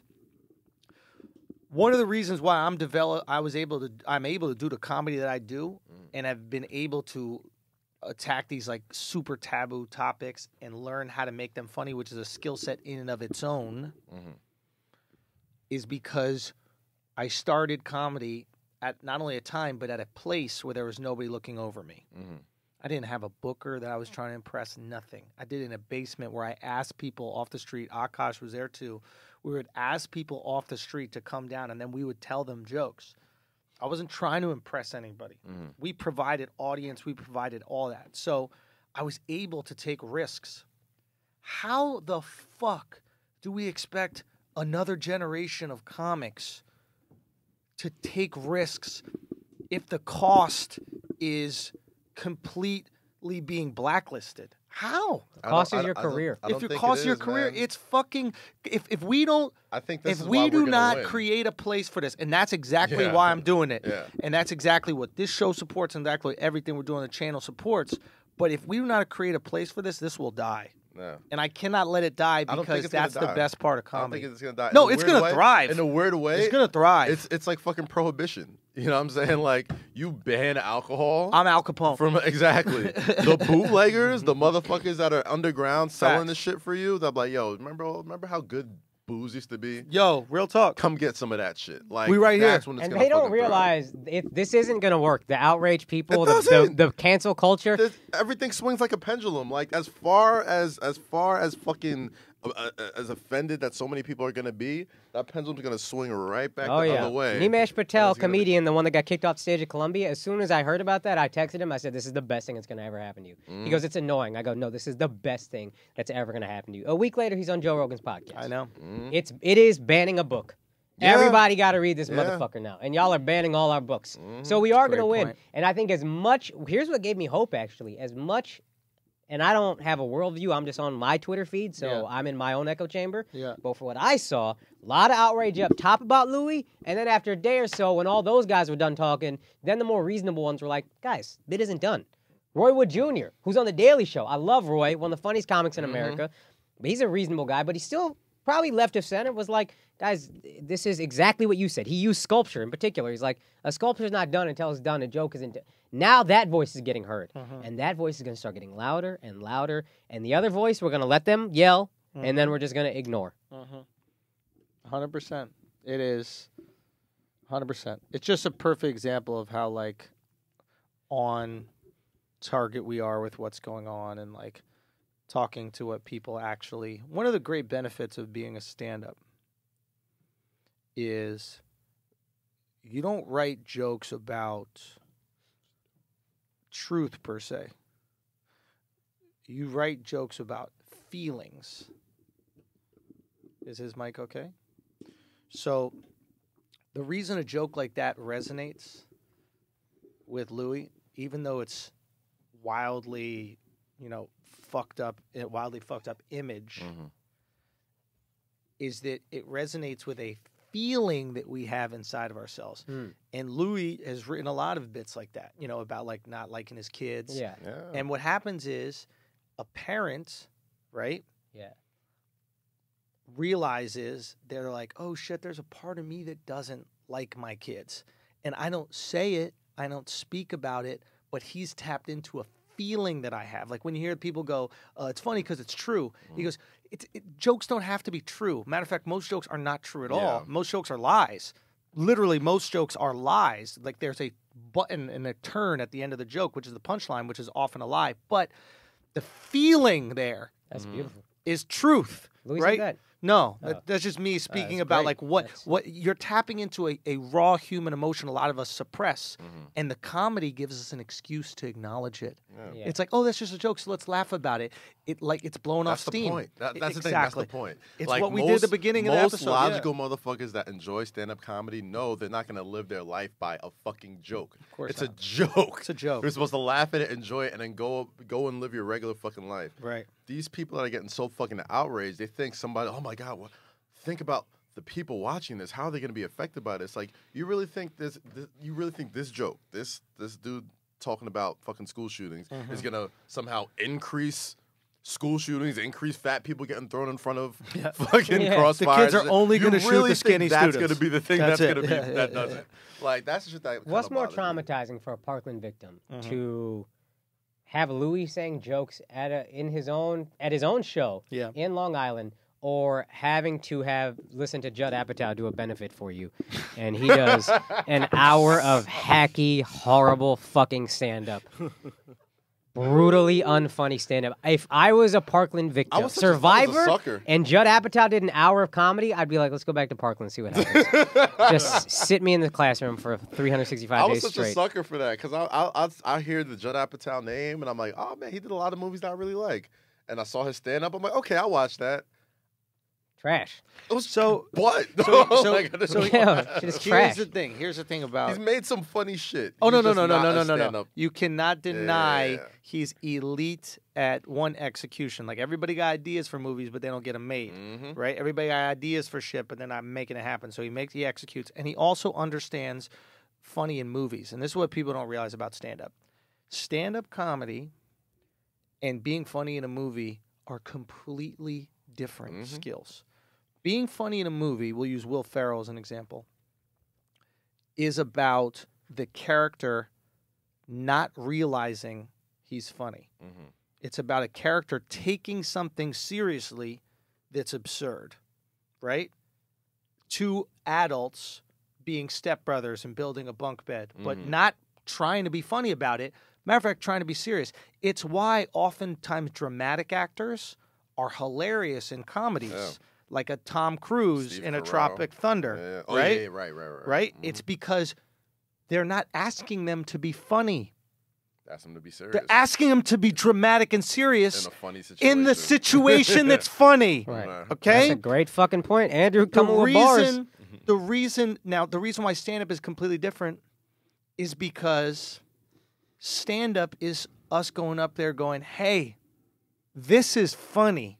I designed this to be funny. Right. Here is the funny. Whenever you try to do that in a film, it falls flat. That's why Chris Rock is one of the greatest stand-ups ever and one of the least funny actors ever. Yeah. How can those two things be true? Yeah. You do it. It makes no sense. How can one of the funniest people ever be one of the least funny in films? And it's because the skills have nothing to do with each other. And that's why Judd can be elite at making these TV shows and films, and his stand-up be mediocre. I bet Bill Burr, to be honest with you, is not that funny as an actor. Quite I possibly mean, not. like his. I bet he is. I'm just assuming. I haven't seen him act enough. I've only seen him on Chappelle's show, like acting. He was all right. He's good, But yeah. he's it was one of the greatest comics ever. ever, without a doubt. Yeah. Like, even think about Eddie Murphy in movies. Eddie's funny as a character. Eddie remember when Eddie's Eddie, not funny. He's just driving the plot. What did they do with Beverly Hills Cop? Hey, you ready to be funny now? Okay, pretend to be somebody. Right? Yeah. Hey, what do you want to do? You want to do all the different characters? You can do the whole Clump family? Yes, be them. And those characters are taking it seriously. Okay. So it's just, whatever. This is the nuance of comedy. We should probably get to some Do we want to talk Tiffany Haddish or no? sports. I didn't get to see that. All I'll say, from what I heard, she invited the dude on stage to do stand-up when he was heckling. You just throw him out. That's it. Yeah. I've done that once. Really? Yeah. Were they funny? You want to know something, son? I was in Winnipeg. This motherfucker kept heckling. The club wouldn't do shit. Sold out show on a Saturday. Okay. I'm already in fucking Winnipeg. Did you ask to throw him out? You quick to throw a motherfucker out. I'm quick to throw a motherfucker out, but I love that shit. say what? I love when you do that. Yeah, shit. I get the whole table got to go. I kick everyone out around you. It's Minesweeper. You know what I mean? You bother me, click. So this guy keeps talking, right? Nobody's kicking him out. I forget it. I'm like, I might have mentioned it or something like that. I like make fun of him a little bit, but it's completely derailed the show. The audience has no respect for me anymore. Okay. I go to this motherfucker. I go, you know what? I go, you think you're funny, huh? Why don't you come up here and do it? But if you come up here, you got to do 5 minutes. Don't you dare get off before. Mm-hmm. You got to do the full 5 minutes. So he gets up. Right? I go sit in his seat. This guy says his first joke.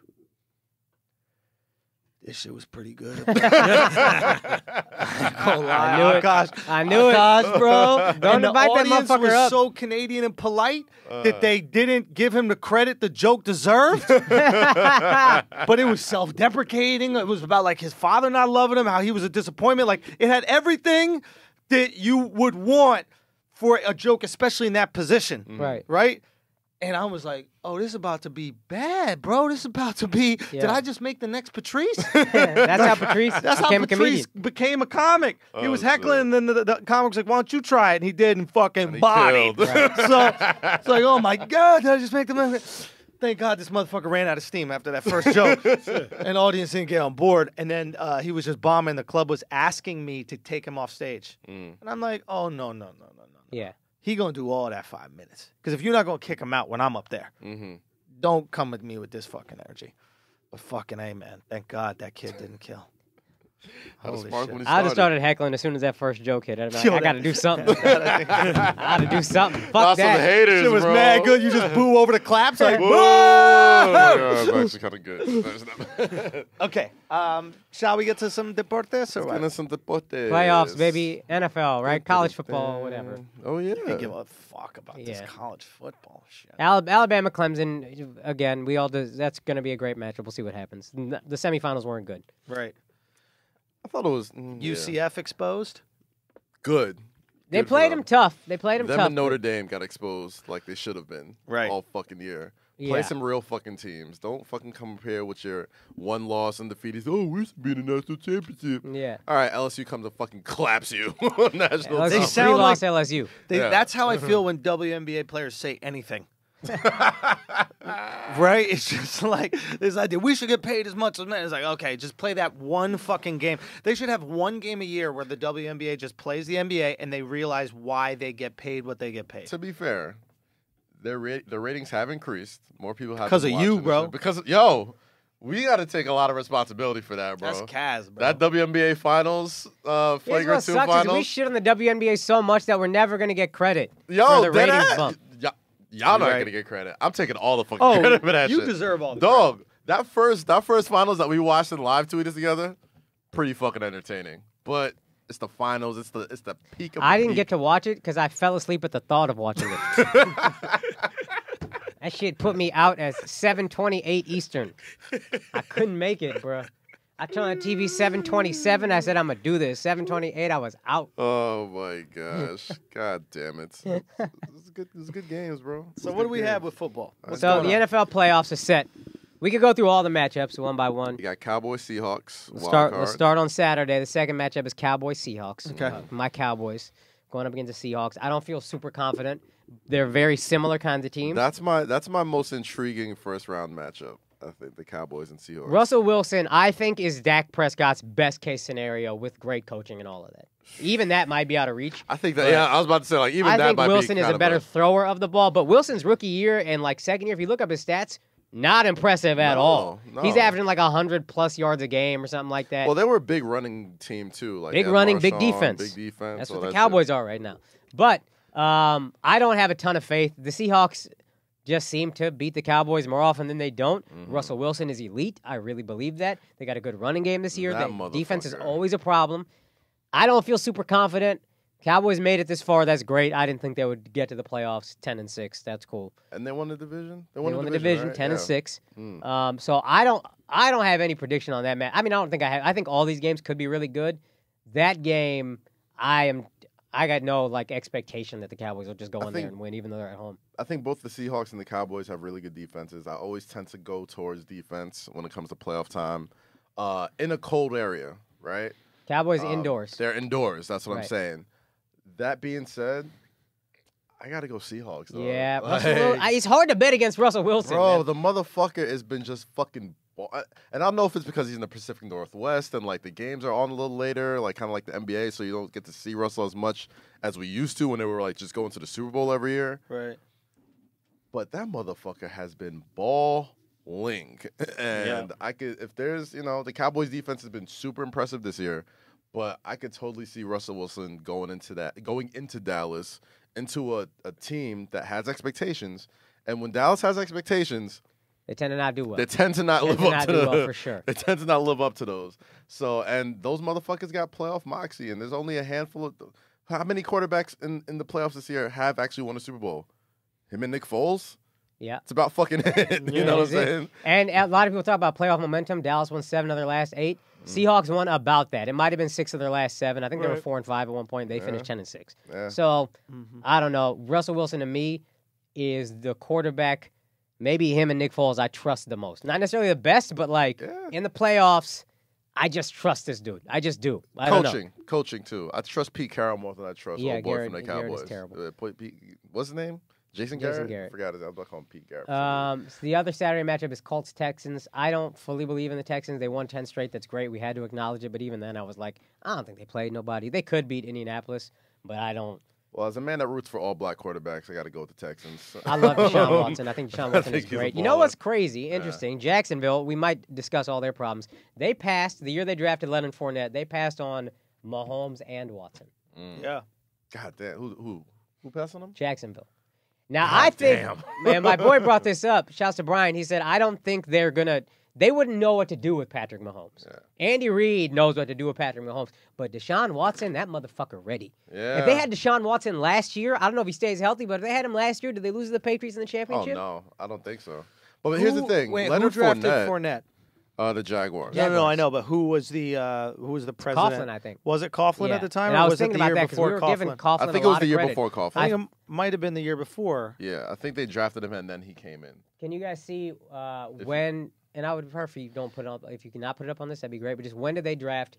When did Tom Coughlin get there? And when did they draft Leonard Fournette? Because I'm pretty sure that was Coughlin. Because Leonard Fournette, I think, was a rookie last year. Yeah. This is his second year, I'm pretty sure. So if he was a rookie last year, that's a Tom Coughlin draft. No. This is his third year. Wasn't But he you gotta injured understand, his like, first year? He was injured his first. He's always We'll injured. look it up. Yeah. But the and thing he with could Leonard end up Fournette- being an excellent running back, right? There's no question. I think about he's his good, talent. but I you think know- he's an excellent running back. you know- He's just not durable. You know Yeah. the story with him right now. They're very unhappy with him. Coughlin is saying we might withhold his rookie bonus or something. I don't remember the exact verbiage, but because he got suspended for one game, that technically voids whatever guarantee he had. And Coughlin's like, maybe we withhold that. So Coughlin must have a problem with you because I don't know Coughlin to be some dickhead. I mean, I know him to be a hard-nosed strict, bro. dude. He's Well, strict. if I was Coughlin, I'd be a military. dickhead. But to that whole was fucking 8 team, weeks bro. ago. Facts. That was early in the season, and now he's like, nah. I think Fournette, something happened Saturday. The game was so inconsequential, I didn't pay attention. Yeah. But I think something might have happened with him against Sunday, and Coughlin was like, listen, man, maybe you just don't get your rookie guarantees. But motherfuckers forget. Like, it's easy to be like, look back now, like, oh my God, you can't believe you passed up on Mahomes and Watson, all these guys. Like, Leonard Fournette was like a prodigy running back. Like, I've been hearing about this motherfucker since like middle He was school. a grown man amongst children. But he also when got was- hurt. He got hurt at LSU. He did. And again, the logic, and this is why at the time the Cowboys drafted Zeke, and even now I'm not sure it was the right pick, you don't take a running back that high. Because the Cowboys could have got Derrick Henry in the second. That's what a lot of Cowboys fans are saying. Get Jalen Ramsey and Derrick Henry, you'll be great. The Cowboys did well. They got Jalen Smith and Zeke. But like Deshaun Watson, everybody was doing the thing that Kaz says they do with black quarterbacks, and it Yep. doesn't seem wrong here. Oh, he threw too many picks in Yeah. college. He beat fucking Bama for a championship and had a game. This guy, his coach says this is the Jordan of, if you pass on Yeah. him, you're passing on Jordan. And he's looking pretty fucking And you spot on are right now, dude. 15th, you get drafted. I'm pretty sure he was 15th or 14th or something like that. Patrick Mahomes, I get it. He came from a system where it was like the spread. I don't know if this translates. He's raw. He needs work. A lot of tools. Jacksonville don't know what the fuck to do with him. Deshaun Watson We got a defense. We got a line. But Coughlin would Get know what Deshaun to do He with got him. an all-world wide That's receiver. why I'm. That's why I'm Coughlin curious. is not known as like a quarterback guru. He's like a good coach, but he's not known as like I can speak to quarterbacks and unlock the most. Eli is a Manning. These guys are they study he's the been game. groomed to be Whatever. a quarterback. Let's not give Andy Reid so much fucking credit for what Patrick Mahomes is. Yeah. Patrick Mahomes is an elite, at bare minimum, physical talent. He's been Yes. an elite He prospect has, since high school. yeah, also. I mean, he's he one is of those guys I've heard a about for a fucking while. cannon, He's massive real cannon. talk. He can run. He can throw off the. I mean, this guy is an elite. Andy Reid got luckier than Patrick Mahomes did. So my feeling is, if you're capable, I think Tom Coughlin, maybe he wouldn't unlock as much as Andy Reid unlocked, but let's not forget, Mike Vick was still Mike Vick before Andy Reid. Couple things. First of all, Patrick Mahomes, if he was such a highly touted prospect in high school, why'd he go to Texas Tech? He's from Texas. He was a Texas No, boy. but I grew up in Texas. The number 1 school is UT by miles. The number 2 school is A&M by miles. Number 3, probably TCU at this point. Then 4, either Baylor or Texas Tech. Back then, you would have put Baylor above Texas Tech because we didn't know they were raping everybody. This is true. But So he wasn't some fucking, we need this guy. And they sat him for a year and had him learn under Alex Smith, who was also like, Alex Smith, credit to him, Mahomes gives him credit. Like, he knew, I'm out after this year. I'm still going to teach this kid everything I know. We're not playing him all year. A lot of teams would have got impatient. Matter of fact, if he goes to Jacksonville, he plays his first year. So a guy like that, coming from a system that has no pro style, needs time to develop. He is an elite athlete, but quarterback, Oh, a but lot of it's still a refinement Big goes into 12 that. school. You know what I'm saying? And like you're still gonna play all those big teams. Right. That he had that game against Baker Mayfield. That don't make and you a OU stud. The UT quarterback this year ain't no fucking, ain't nobody talking about him as a been pro. shit for a while, dog. no, UT's just been getting away. my They're like argument North is- Carolina basketball. My where it's argument like, is simply Tom Coughlin's ability to put a coach around Mahomes that could get a good amount out of him versus Andy Reid's. The assumption that if Mahomes goes to any other team but Kansas City that he doesn't become an elite quarterback is, I think, unfair. we're for assuming Mahomes. a I lot. think this is the sport in which coaching matters the most, Yeah. and this is the position in that sport in which coaching So, matters the do- most. Not saying he wouldn't have been good at all, but I don't think he'd have been this MVP candidate. Would he better? Would he be? Yeah, that's fair. I'm just saying, like, would he be better than Blake Bortles? Oh yeah. Absolutely. But I don't know that he would have been this. Is what I'm saying. They would be better. I'm in agreement. I think Watson was the pick for them. Is the point? If they had Watson, Sure. man, fuck, this guy's ready. You know, Right. Bill O'Brien, whatever the Texans coach is, was supposed to be a good coach. People hated him, and now Deshaun Watson comes in, and all of a sudden they're good. Right. He's fucking ready. If they have him last year, they quite possibly win the Super Bowl if he stays healthy. Right. So that was just an interesting thing I want to talk about there, I guess. Eagles, Bears, I'm terrified of the Eagles. I mean, just I'm terrified. I never thought I'd say I'm Fucking terrified hell, of Nick dog. Foles. I'm terrified of Nick Those Foles. motherfuckers got healthy at the right time. They started playing well at the right time. They didn't even get healthy. Carson Wentz, their starting quarterback, went out. Outside of Carson Wentz, you know That's what I'm saying? Like the healthy rest for of the them. team, Yeah. for them, motherfucking Nick Foles, bro. Like if he does it again, I don't even think he needs to go to the Super Bowl again. If he beats this Bears team with this defense This weather. in that Bruised ribs. in Soldier Field with that shitty fucking turf or grass, whatever the Their- fuck they're playing. Last year, their path was definitely easier. God, They you got might need to just tell Carson Wentz like, yo, enjoy the projects. Oh. Oh. you might need If he to. was I'm the Super Bowl. trading the fuck out of Carson Wentz, Yeah. yo. My God. And I'm getting a lot for him. My God. Because Yeah. people respect. I think the smartest thing Philly can do, the smartest thing I don't think Philly you're can wrong, do man. is trade Carson Wentz. Mm. The smartest thing, hands down. Clearly, and granted, he was injured. Maybe you liked his offensive coordinator last year, and you Quarterback's thought coach. that, or whatever Yeah. quarterback. But Foles is doing great without him. Foles doesn't matter. Foles a gamer. Okay. I think you trade Carson Wentz while the stock is high. Mhm. Yeah. You do not need an elite quarterback in this league. I think there was a statistic that was going around that said the 6 highest paid quarterbacks Didn't make the playoffs. aren't even in the playoffs, right? So you do not need an elite quarterback to win. No. You can win with a Dak Prescott. Yeah. You can actually win with that as long as you have other things. So trade that motherfucker and get maybe some more protection on the line. Get an elite corner to shut something Philly down. drafts well.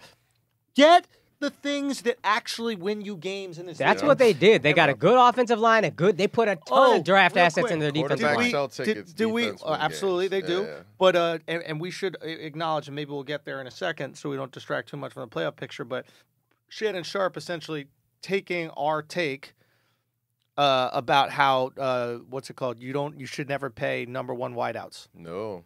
Guys, speaking of, Yeah. AB. Yeah, the Oh, and timing that's real what I wanna funny. get to. The timing is real funny.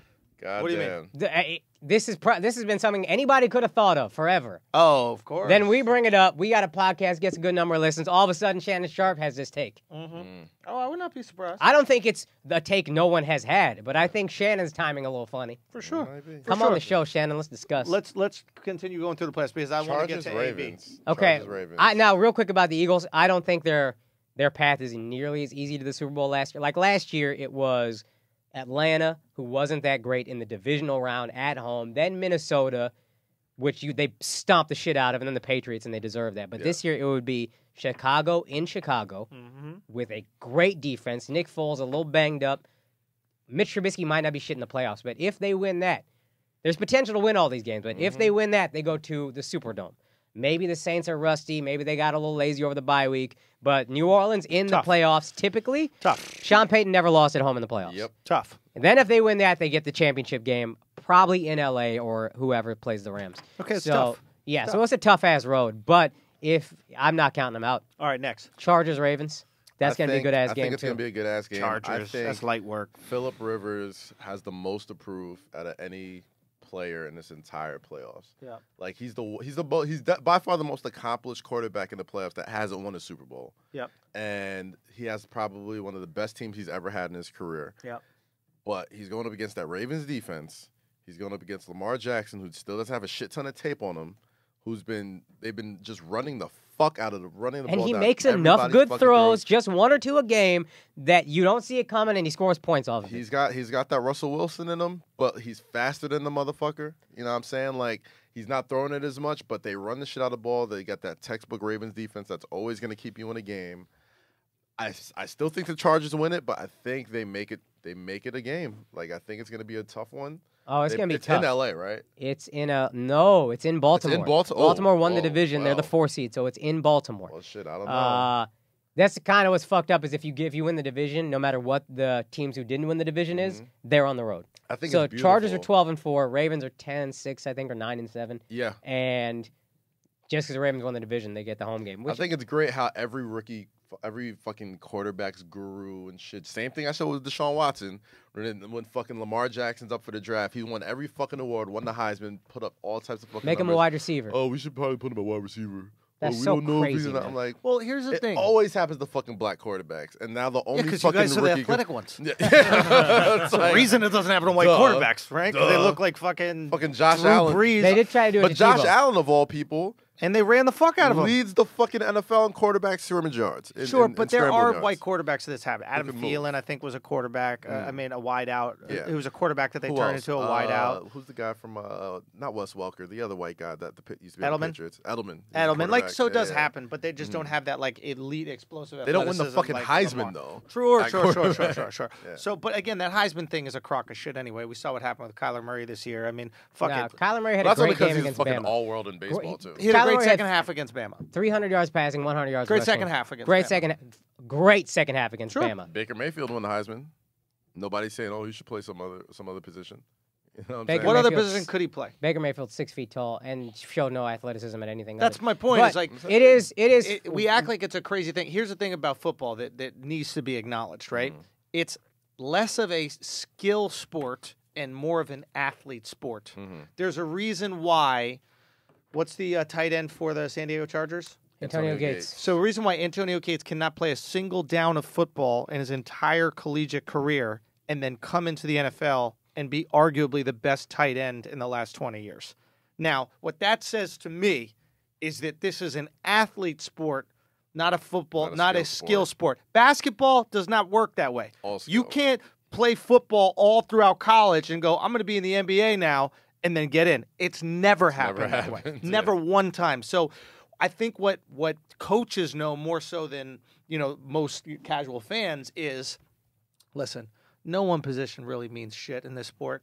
I'm going to place you wherever I think your physical abilities will best suit that position. Some people have elite winning ability.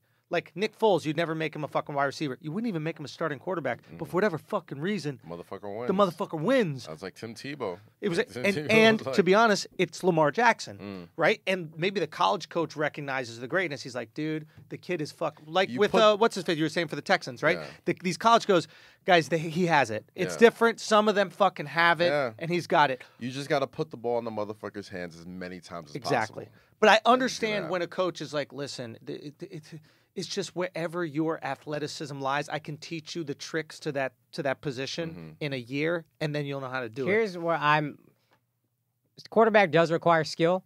However, like Nick Foles makes quick reads. Like he reads the shit immediately. Sure. That's a skill.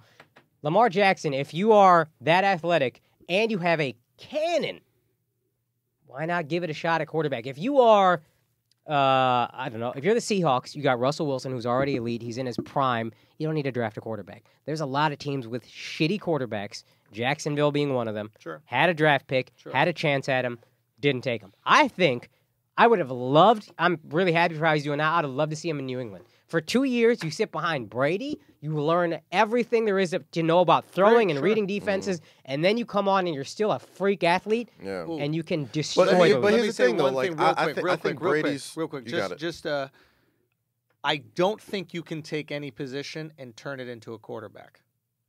What you mean? I do think you can turn a quarterback that's athletic into other positions. So, like, I don't think you can take a guy who played corner in college. Because you got to know all the positions Right. as a quarterback. Right, It's kind of like a exactly. point guard. Like, And- you got to be able to Absolutely. know every position. But Yeah. if you are elitely athletic, you can learn how to rush a quarterback. To If Kaz's you are point- elitely athletic, you can learn how to play corner. To Kaz's Yeah. point, if you are elitely athletic and you have proven you can play quarterback at a high level, the only reason I think you'd be like, nah, play wide receiver is probably because you're not smart enough to do this at the pro level. And that's been my shit. And that's where that's been Kaz the- feels like it's a bit racist. Exactly. And I'm not quick to give the racism Oh. thing, but that definitely happens a lot to black It's quarterbacks. undeniably racist. Like, when people look at athletes, they're like, black ones are more athletic. Yeah. Like, I mean, they are, That but- is without a doubt. But and nobody, if you want to, but nobody looks at like Adam Thielen and be like, "Oh man, that guy's an athlete."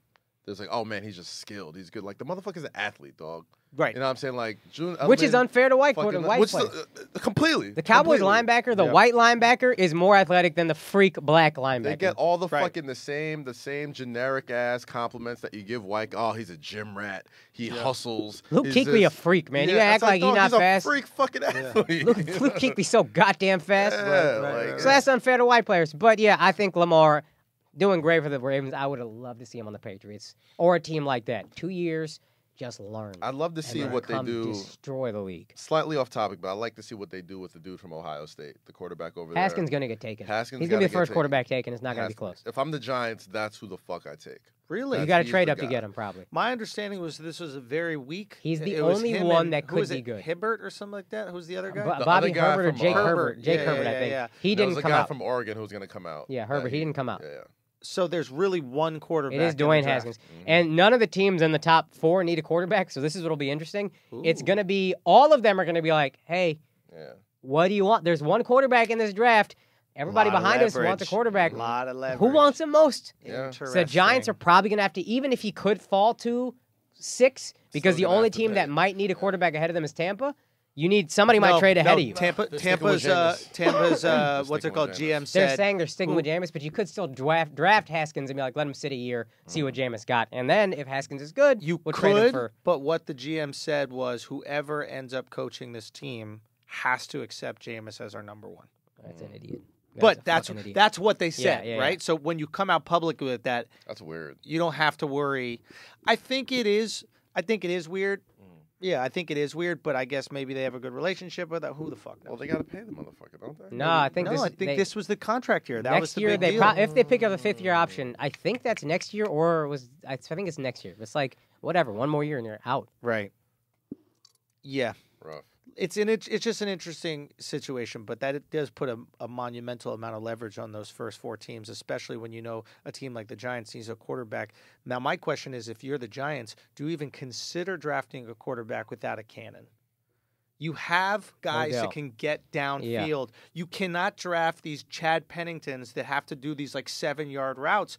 Get somebody who can fucking go. Like there's I think a reason. Haskins going to be good. Say again. I think Haskins. But does he have a gun? He got enough of a gun. Yeah. I think he can Threw throw the 50 deep ball. touchdowns this year. Yeah, he very put up Can numbers. he air it out? My feeling is like you gotta. If you have Odell, you have to be able to get someone who can air it the fuck out. You also got Saquon though. Saquon, he catches a lot of balls. I'll as tell you well. what else. If I'm a So GM, it's not just I don't draft my quarterback around Odell because I need a quarterback more than I need a wide receiver.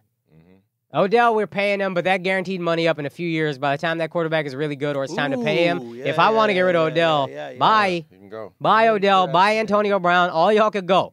Yeah, fuck that. I The mean, one dude you can't fuck that up with Is is Saquon. Saquon. That he's kid is he's the crazy. fucking. I love Odell. I think Odell's probably at worst second best wide receiver in the league. Yeah. Saquon Barkley is fucking special. Yeah. And like you I saw have this to, Cowboy-Giants you have to game. protect that motherfucker. First of all, if the Giants get Haskins, I'm going to be so pissed the Cowboys won because that's how the Giants got a high enough draft pick to get Haskins. But beat them into Yeah. to a lower spot. Yes, Yeah. potentially. It was really bothering me. But I saw Saquon. You know, sometimes on like a goal line situation, there's a big pile, and then the running back leaps from like the 1 yard line. Yeah, Saquon did that shit from the 3 yard line. Yeah, just it was leap nuts. like fucking Jumpman. Like fucking Space Leaned Jam, over. dog. Yeah. Looked like Space It's Jam. unreal. Over I an was like, entire this line of motherfucker. human beings and scored a touchdown. It's And like crazy. I've been like he's the guy. He's the type of dude that like guys who are surrounded by Akash these taking type his of pee break, guys. Hey, baby bladder Akash. Baby bladder, gosh, bro. Saquon's one of those guys that like people who are around fucking mega athletes all the time look at Saquon and like that guy's That's a fucking freak. special. Yeah, You yeah. know what I'm saying? Like so, if I'm the Giants, I make sure I get that dude.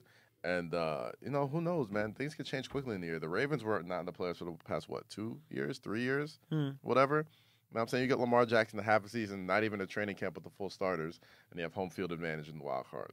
You know what I'm saying? Like sometimes a quarterback might not be everything, but sometimes it could be the biggest piece needed to strive. I think that's especially the forward. case with a mobile quarterback Of course. because it makes planning so fucking difficult. With man. a Like, mobile quarterback, a guy who could move the ball without necessarily being super accurate yet, you have a longer leash and a bigger learning curve, you know what I'm saying, for him to learn to eventually be that guy. Sure, Russell sure. Wilson's the perfect example. Sure. You know what I'm saying? Like Michael Vick. because you can make up shit with your feet that you can't with your arms. Just yet. Absolutely, absolutely. Michael Vick was playing on fucking instinct for the first couple of years. When he didn't really start becoming a fucking thrower until he went to jail, went to the Eagles, Right. sat behind McNabb for a little bit, and then it was like, oh shit, Michael Vick can fucking throw now. Yeah, and then he Andy was let him air it out. Yeah. exactly. You know, and it's a different league. You know what I'm saying? Like, especially with the Giants, there were so many times where the reason why Odell threw so many fucking touchdowns this year is because he was mobile. Like, he was somebody. Odell. Odell threw like 2 or 3 like bomb touchdowns this year. You know what I'm saying?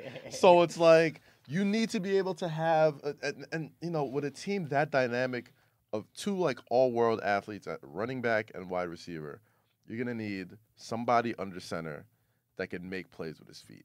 Eli has never been able to be a guy who can Right. make plays He's with his complete pocket feet. It's almost passing quarterback. like, god damn, I feel like the only fucking guy who's still elite that just makes plays without his feet is probably Tom like Brady? Drew Brees. Tom Brady. I wouldn't even give it to Tom Brady. Has Tom Brady been elite this year? Tom Brady's Fair. been good enough, Fair. Drew Brees. but he's old as fuck. Fair. You know what I'm And saying? Drew Brees has an incredible amount of help when it comes to like Yes. his running backs and wide And receivers. Drew Brees gets it the fuck out of his hands Quick. quicker Boom. than I've We ever out. seen anybody get it out of his hands. So he's fine.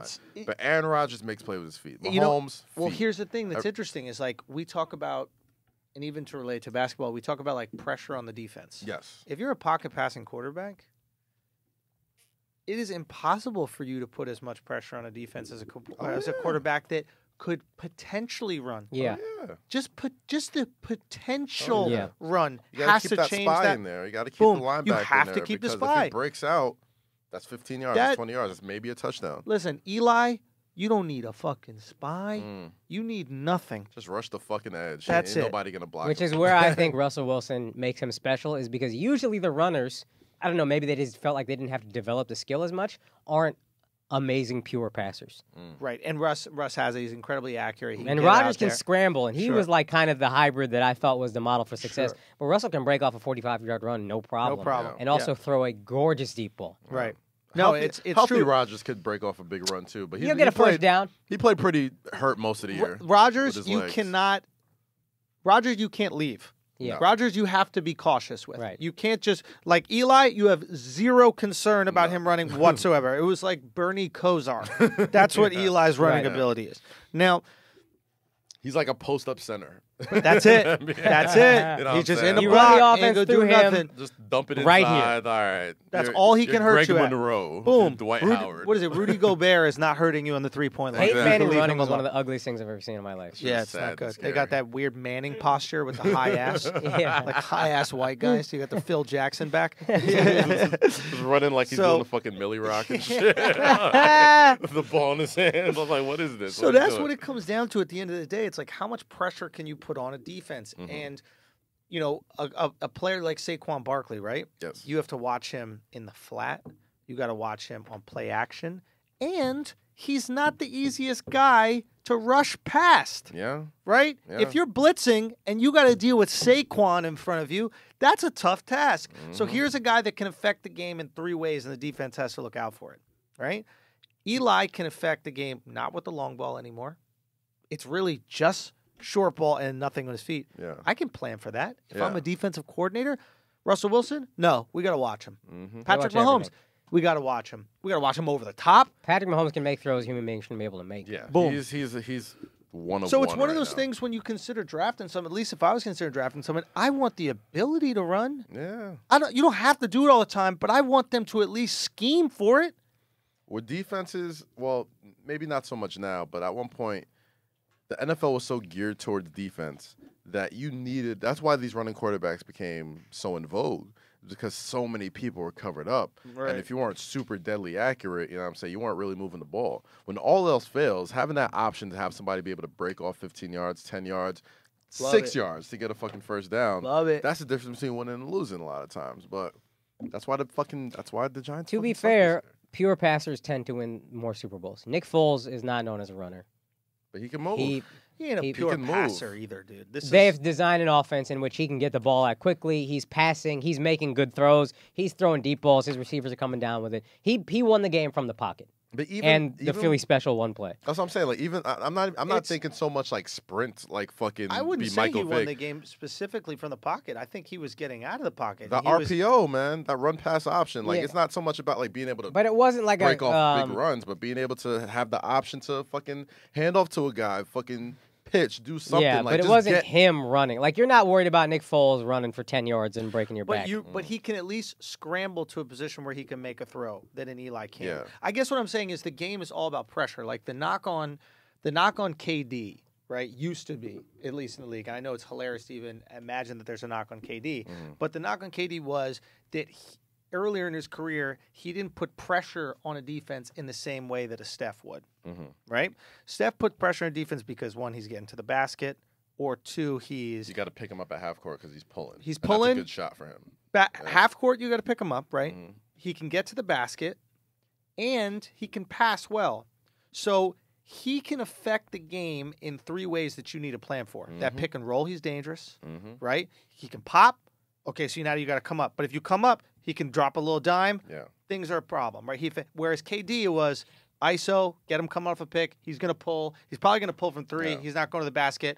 Okay, we can work around that. Yeah. Okay, he's going to get his 30, but as long as nobody else getting anything, then we can survive. Yeah. And I feel like that's a similar situation that's happening with certain quarterbacks. Yeah, it's it's like just putting pressure on defenses. Like it's not so much about like breaking these big yards, but like if you could shift the defense even just one way Right. to the left. Or what's one way the to right. Falcons guy again? Matt Ryan, right? Matt Ryan, Matt Ryan, yeah. perfect example of that, right? He's just like a little less shitty Eli. Yeah. Right? And it's just like, but he's not going to affect the game in that many ways.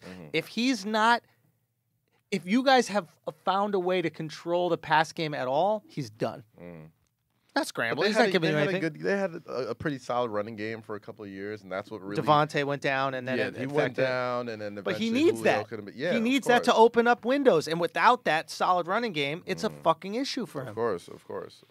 That's the saddest thing about Eli is imagine having that elite a run game and still being. I mean, he had a couple maybe good games at the end. He had of a the good season. second half of the He had season. a couple. The Good line games. also protected much better in the second half of the season. Yeah. And I guess you have to have a good like every quarterback needs a good line, but it is that much more important when your quarterback is I wonder a if the statue. line And starts playing better because they feel better. Like when they see what their running back is doing. Of course. And they feel I'm responsible for that. Like I'm sure there's confidence the pride feeds that into comes with it. everything. Yeah, it's like, and we Saquon- can block. And Yeah. Saquon We can. says all the right things too. Like he Yeah. never takes credit. He always bigs up the line, which is what you're supposed to do, and gives Yeah. them all that shit. Like you gotta. Like if your quarterback's getting smashed, right? He's getting sacked 6 times a game, right? You can't feel. Yeah. And everybody in the news and everything like that, you can't feel confident going to work. If you're not going to feel confident, you're not Interesting going to play. segue though, Kirk Cousins, because I want to talk about him. Yeah. Vikings winning you're in Yeah. at home against a Bears team with literally nothing to play gain. for. Yeah, Just yeah, wanted yeah. to play spoiler. Didn't even really want to play spoiler. Right. Like they weren't making it a mission to play spoiler. Yeah.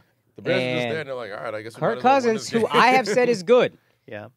had a horrendous game. Right. I think he had 2 first downs in the first half or something crazy Yeah. like that. And then there's the clip of him and Adam Thielen arguing, and he says Yeah. something like, Joe Buck, I think, said, it looks like he's saying, it's not not like like I that." have 10 seconds back there, which is kind of shitting on his line. Right. And it's like, bruh, you can't put this all on your can't do fucking that. line. You can't So do the that, thing bro. That's with not a good move. Cousins is interesting is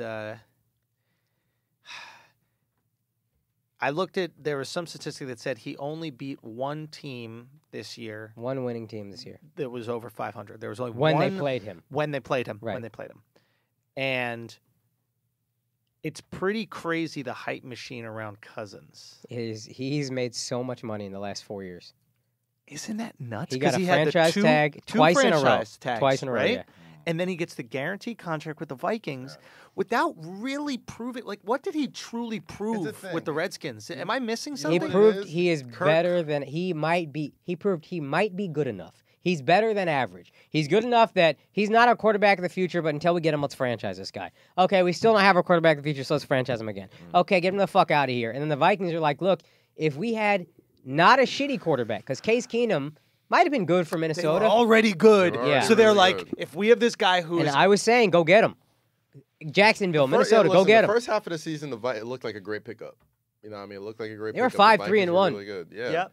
But they put up numbers. Thielen was balling. Stephon Diggs was balling. Like they looked like okay. And they these guys are lost a playoff game team. early. And this is crazy. They lost this game. They probably kept them out of the playoffs where their kicker missed 4 field goals. Yeah. And then or they ended up tying in that game. Yeah. And so if you don't have that tie, you make the playoffs over Philly. Kirk Cousins because you beat them early. and then is there zero conversation about Kirk if they make the playoffs, even though he played a pretty mediocre because second half? the expectation, if you make it to the championship game and then upgrade, you pay a quarterback that much, the expectation is Super he's supposed to Bowl. put you over the top. That's your, like, if he lost in the divisional round, there would have been some pretty loud whispers like, yo, what the fuck? Yeah. Now I'm sure it's a fever pitch. But like, Kirk Cousins is one of those guys who always puts up good numbers, but for some reason he never gets you that win that you need, makes that throw that he got you a little need. Romo in him in that sense. I was just about to say that. I'm like, he reminds me so much of Tony Romo. Where like you do the blind test and you just put up numbers with like him and like some elite quarterback. Yeah. I'm like, oh no, he's Romo up got one there. of the He's highest pretty QB good. ratings ever. Now, I will say Ever. this. Now, when I know more about football, the Cowboys always had the shittiest supporting cast around Romo until that year he went 12-4. That was the first time you had a good running game, good offensive line. Still didn't have a good defense. Potentially, you give, and I like Dak actually, but if you give Romo this team when Romo's in his prime, this team is probably crazy fucking good. Probably. Yeah. But anyway, same kind of thing. It seems like when it's a big game, teams with you at quarterback just don't seem to win. Yeah, I don't know what it is. that's what you got to do. Kirk Cousins even more so than Romo. Like, what the fuck, man? How then? What do we judge these quarterbacks on? It's Like, so hard. He has nice hair. no, I think that's what it is. Like Kirk Cousins looks the fucking part. Like you look at him, That's not you're what like, I that's mean. a fucking quarterback. What right I'm there. Means saying how are you is, supposed to judge a quarterback, like right? how am I supposed to? It's one of these weird positions, right? Where it's like you look at Darius Miles. Remember Darius Miles, Mhm. Yeah, the Los Angeles Clippers. right? that was great. In sync. So you look at Darius Miles and you're like, you have everything to be elite. Why are you not elite? And then Yeah. you look at certain players who don't have that level of athleticism and gifts, or even skills, Yeah. but manage to get buckets, right? You're like, how is Paul Millsap dropping 40 in the playoffs when he wants to, but Darius Miles just can't get it together, right? It's like, Hype. how the fuck? That's But hype. but you can't But deny it's different. It's a whole different sport. like with like Nick Foles, right? It's like if he wins again this year, not even Super Bowl, if he just wins a fucking playoff If he game, beats the Bears if he beats the Bears, it's in like Chicago. you can't say this is luck. You can't Yeah. say this is convenient. You can't say this is coincidence. It's so hard you to judge. have to say that this guy is, and the best word we have for it, a gamer. Yeah. There's no way to like.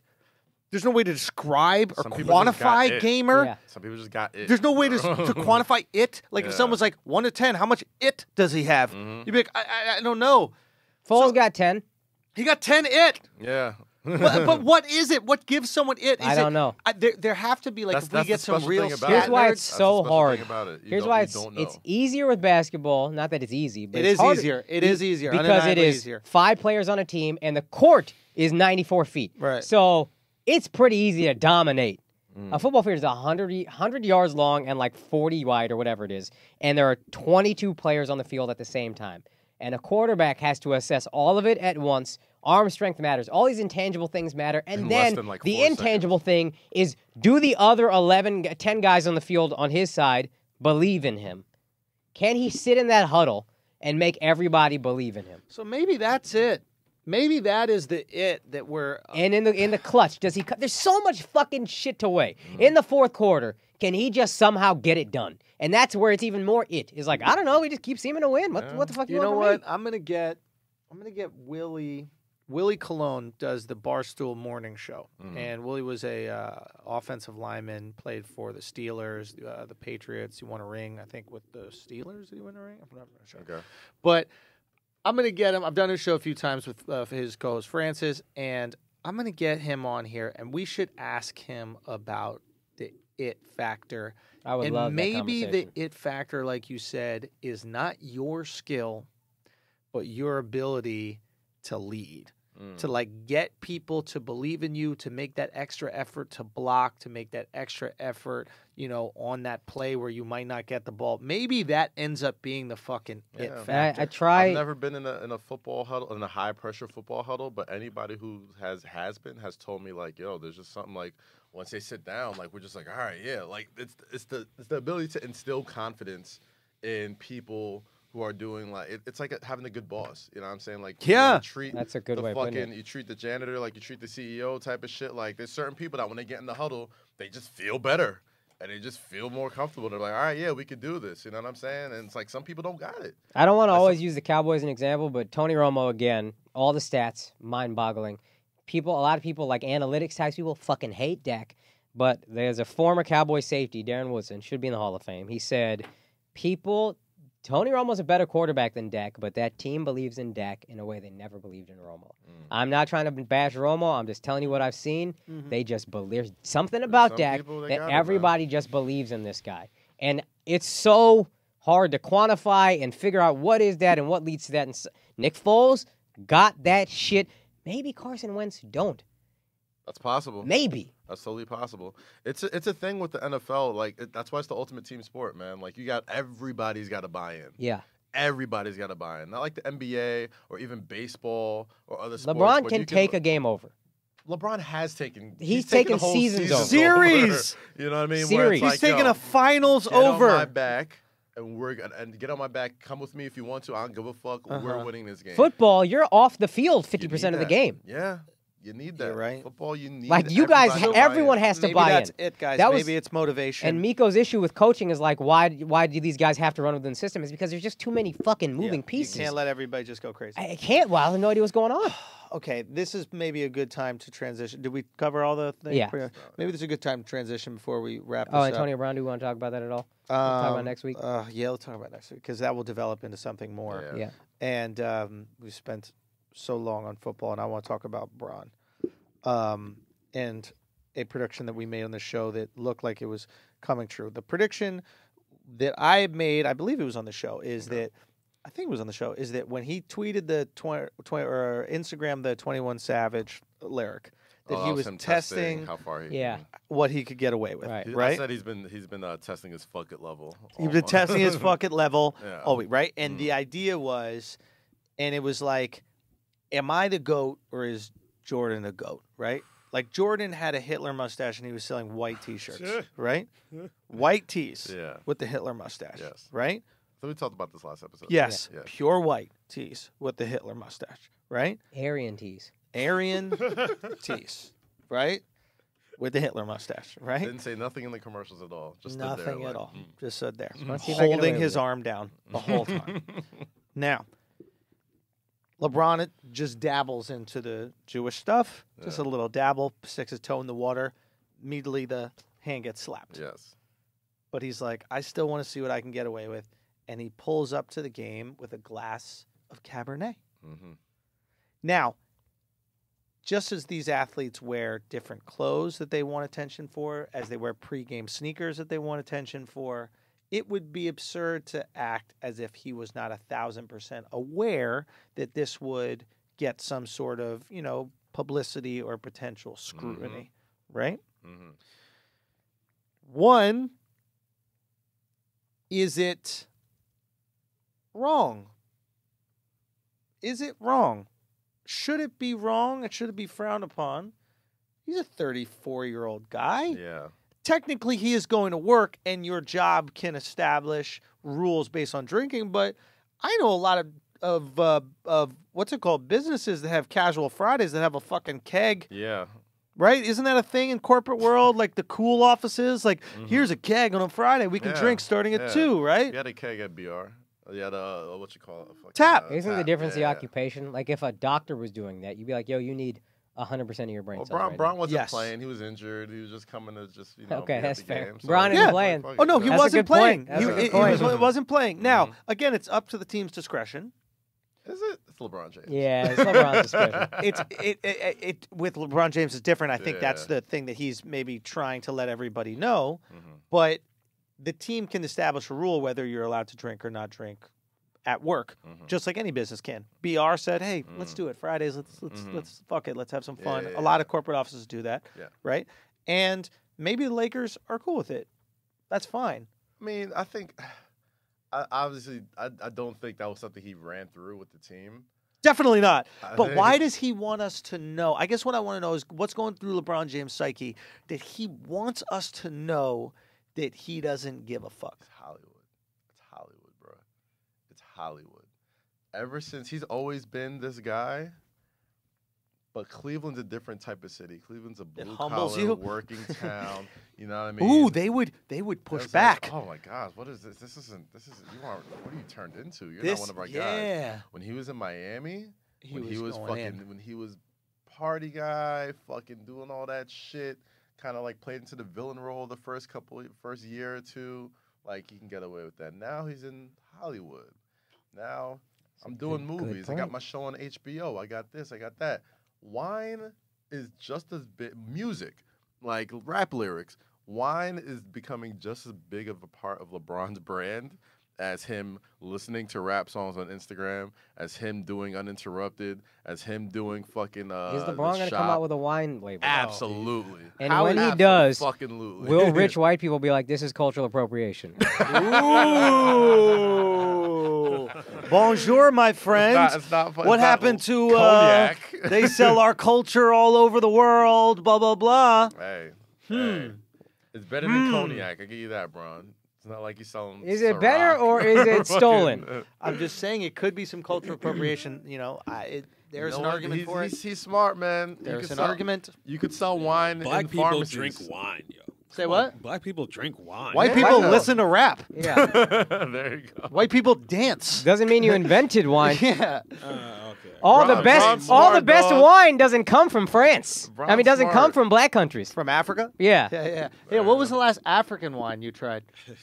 I heard they Got got a a point great there, bud. varietal. Some Somali wine. I ain't going for it. Some I may be South not African wine, fucking. If there's some educated on the grapes left subject. in Somalia, they were eating them. Trust me.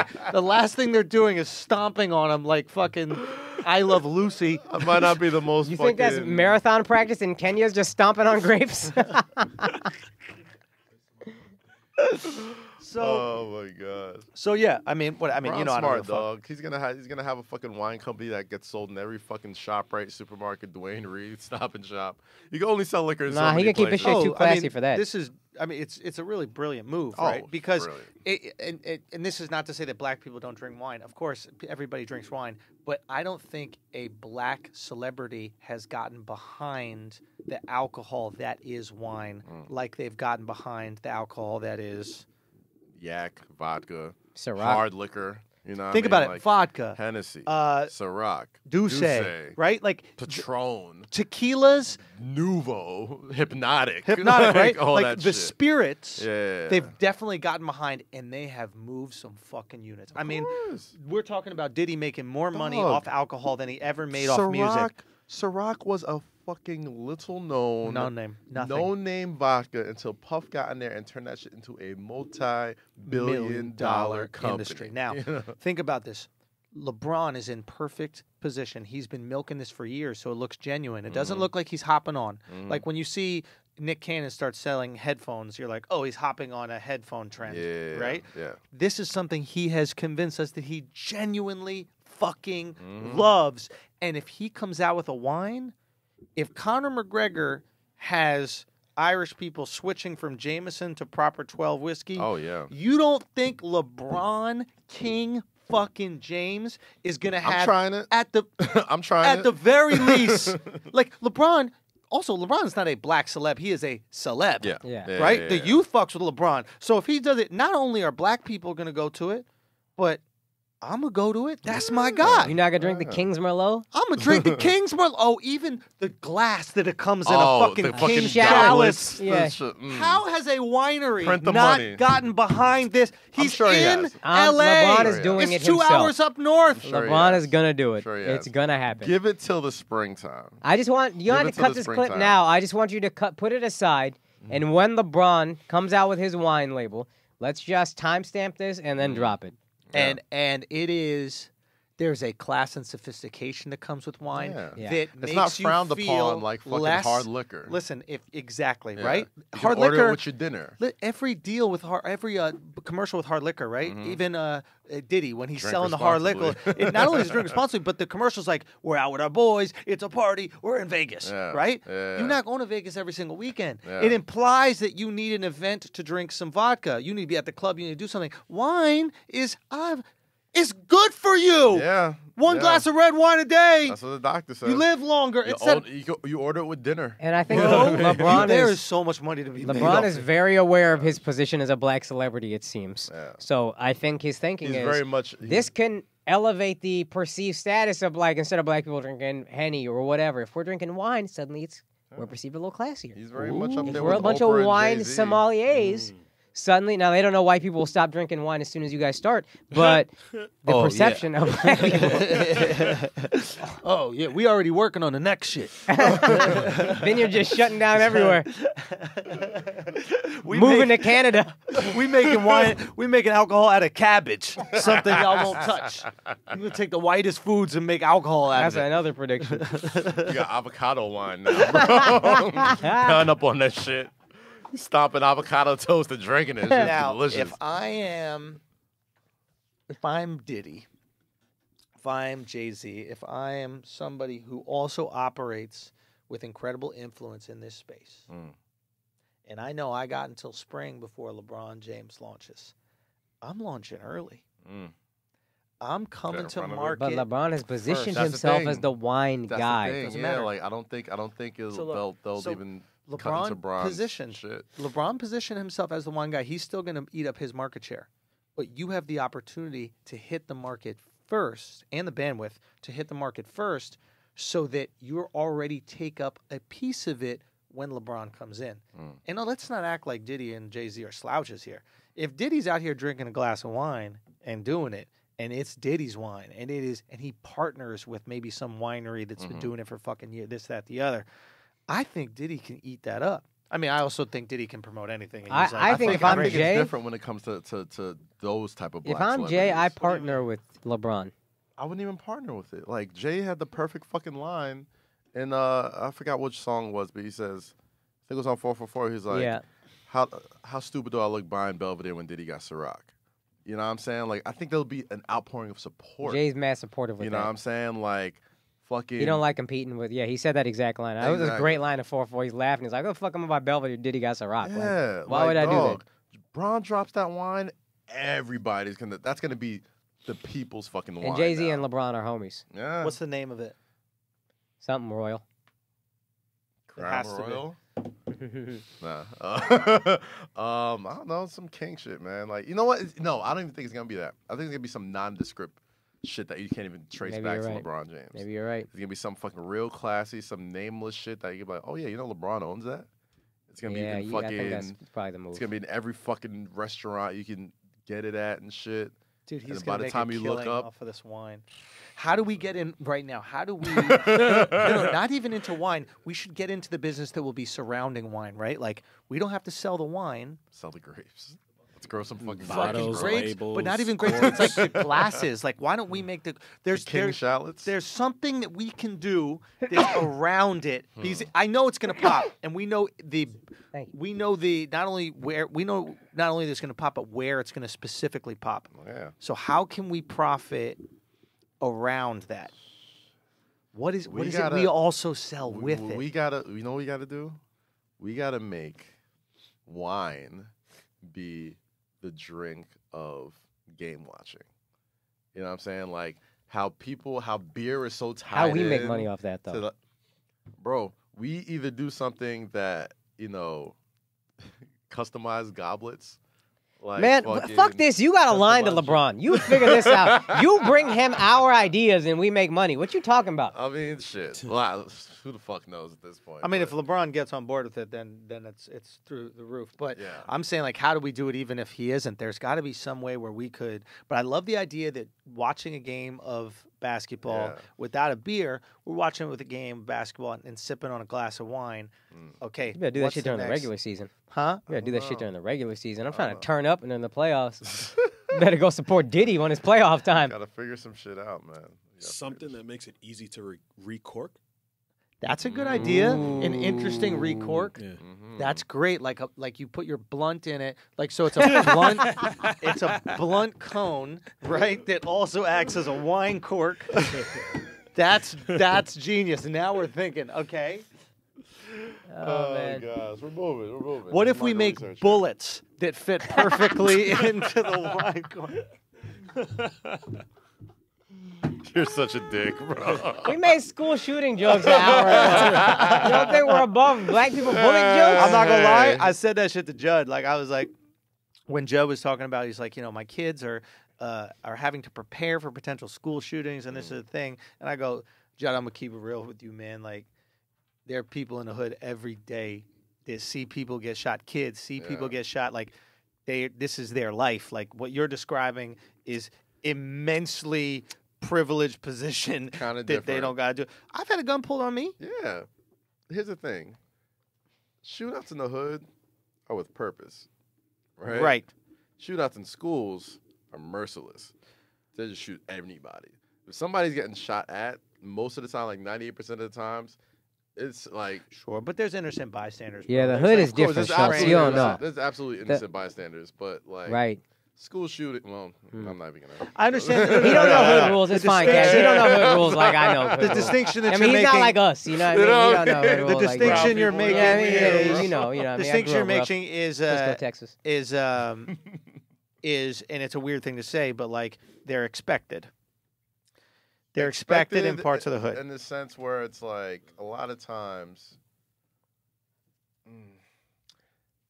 not necessarily. Meek Mill like, was talking about growing up and seeing people murdered every single day and every single Yeah. week, right? Yeah. And that becomes kind of normal when you're growing up in that Yeah. environment. And it's obviously going to have lasting effects. But basically, what I was trying to say is that, there are incredibly violent environments that people live through every single day. And while that not saying we should. You know what I'm saying? In Like, no the way am I same- saying we should. The same way we should have, and this is right back to your point. The same way we should be like chastising Louis C.K. for making school shooting jokes, and the way Judd Apatow went after that because of the trauma that these kids are going through. What about the Nobody trauma? gives a fuck about That the was my trauma point. going through. So that was my point. I was Yeah. like, where's the energy, B? Yeah, It's like, nobody gives a flying fuck come on, yo. what's happening in those neighborhoods. Where's your every day. fundraiser for those kids? Exactly. All right, so we should Is it because probably. black people actually know what's funny? One quick thing about the wine, though. Yeah. To something to pair it with. Eden had like hors d'oeuvres and shit like that. So you know how white people have wine and cheese. Ooh. We should have wine and Cheetos. Because you're lactose intolerant. Yo. Flamin' hot Cheetos. We got to have something to Some go with the Flamin' Hots. wine. Oh my god. What do you. Dude, that's a good idea. What do you pair the wine with? He's like, Flamin' Hots, bro. If you do this right, you have Flamin' your hot wine with your cheese. Cheetos. Like something Cheetos like, dip. Yeah. Yo, instead of ham and cheese roll-ups, you could do fruit roll-ups. Yo. Yo, I love fruit rolls. Yo, you would have dipped that shit in a nice Pinot Noir or something? Jesus Christ. Oh, that looks does look delicious. kinda Guys, we Nah, got to go I'm have hungry, some nice yeah. wine and Take cheese, the bro. shit We gotta have a wine and cheese night. Now, are you lactose, bro? No. You lactose, Doc? Nah, a little bit maybe. I think I might be getting a little lactose in my lip. I'll be farting, but You've that's been about it. lactose. I'm Fart, it's just a lactose? The amount of times you Fart is fart and just a shit all fart. day, you It's have not to like be I don't get lactose. For real sick. talk? can I still think fart. so. You think that makes Yeah. you Fart to lactose? make you You live. gotta be. All right, Fart well, lets you know Captain you questions or nah?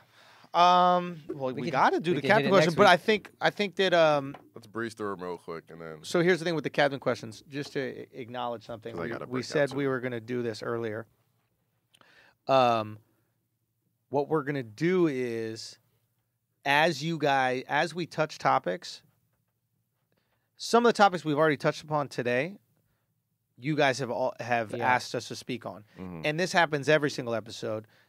So we're basically on the same page, but we're going to do a better job of going. We want to talk about this. Also, Adam from blah blah blah Right. said it as well. Anush So, Or Patel, maybe actually- we'll lead with it next time. possibly. Maybe we'll just lead This with the sound there captain was a lot that was a little different. Yeah. For that tied in, Anush Patel asked, is Nick Foles a fluke?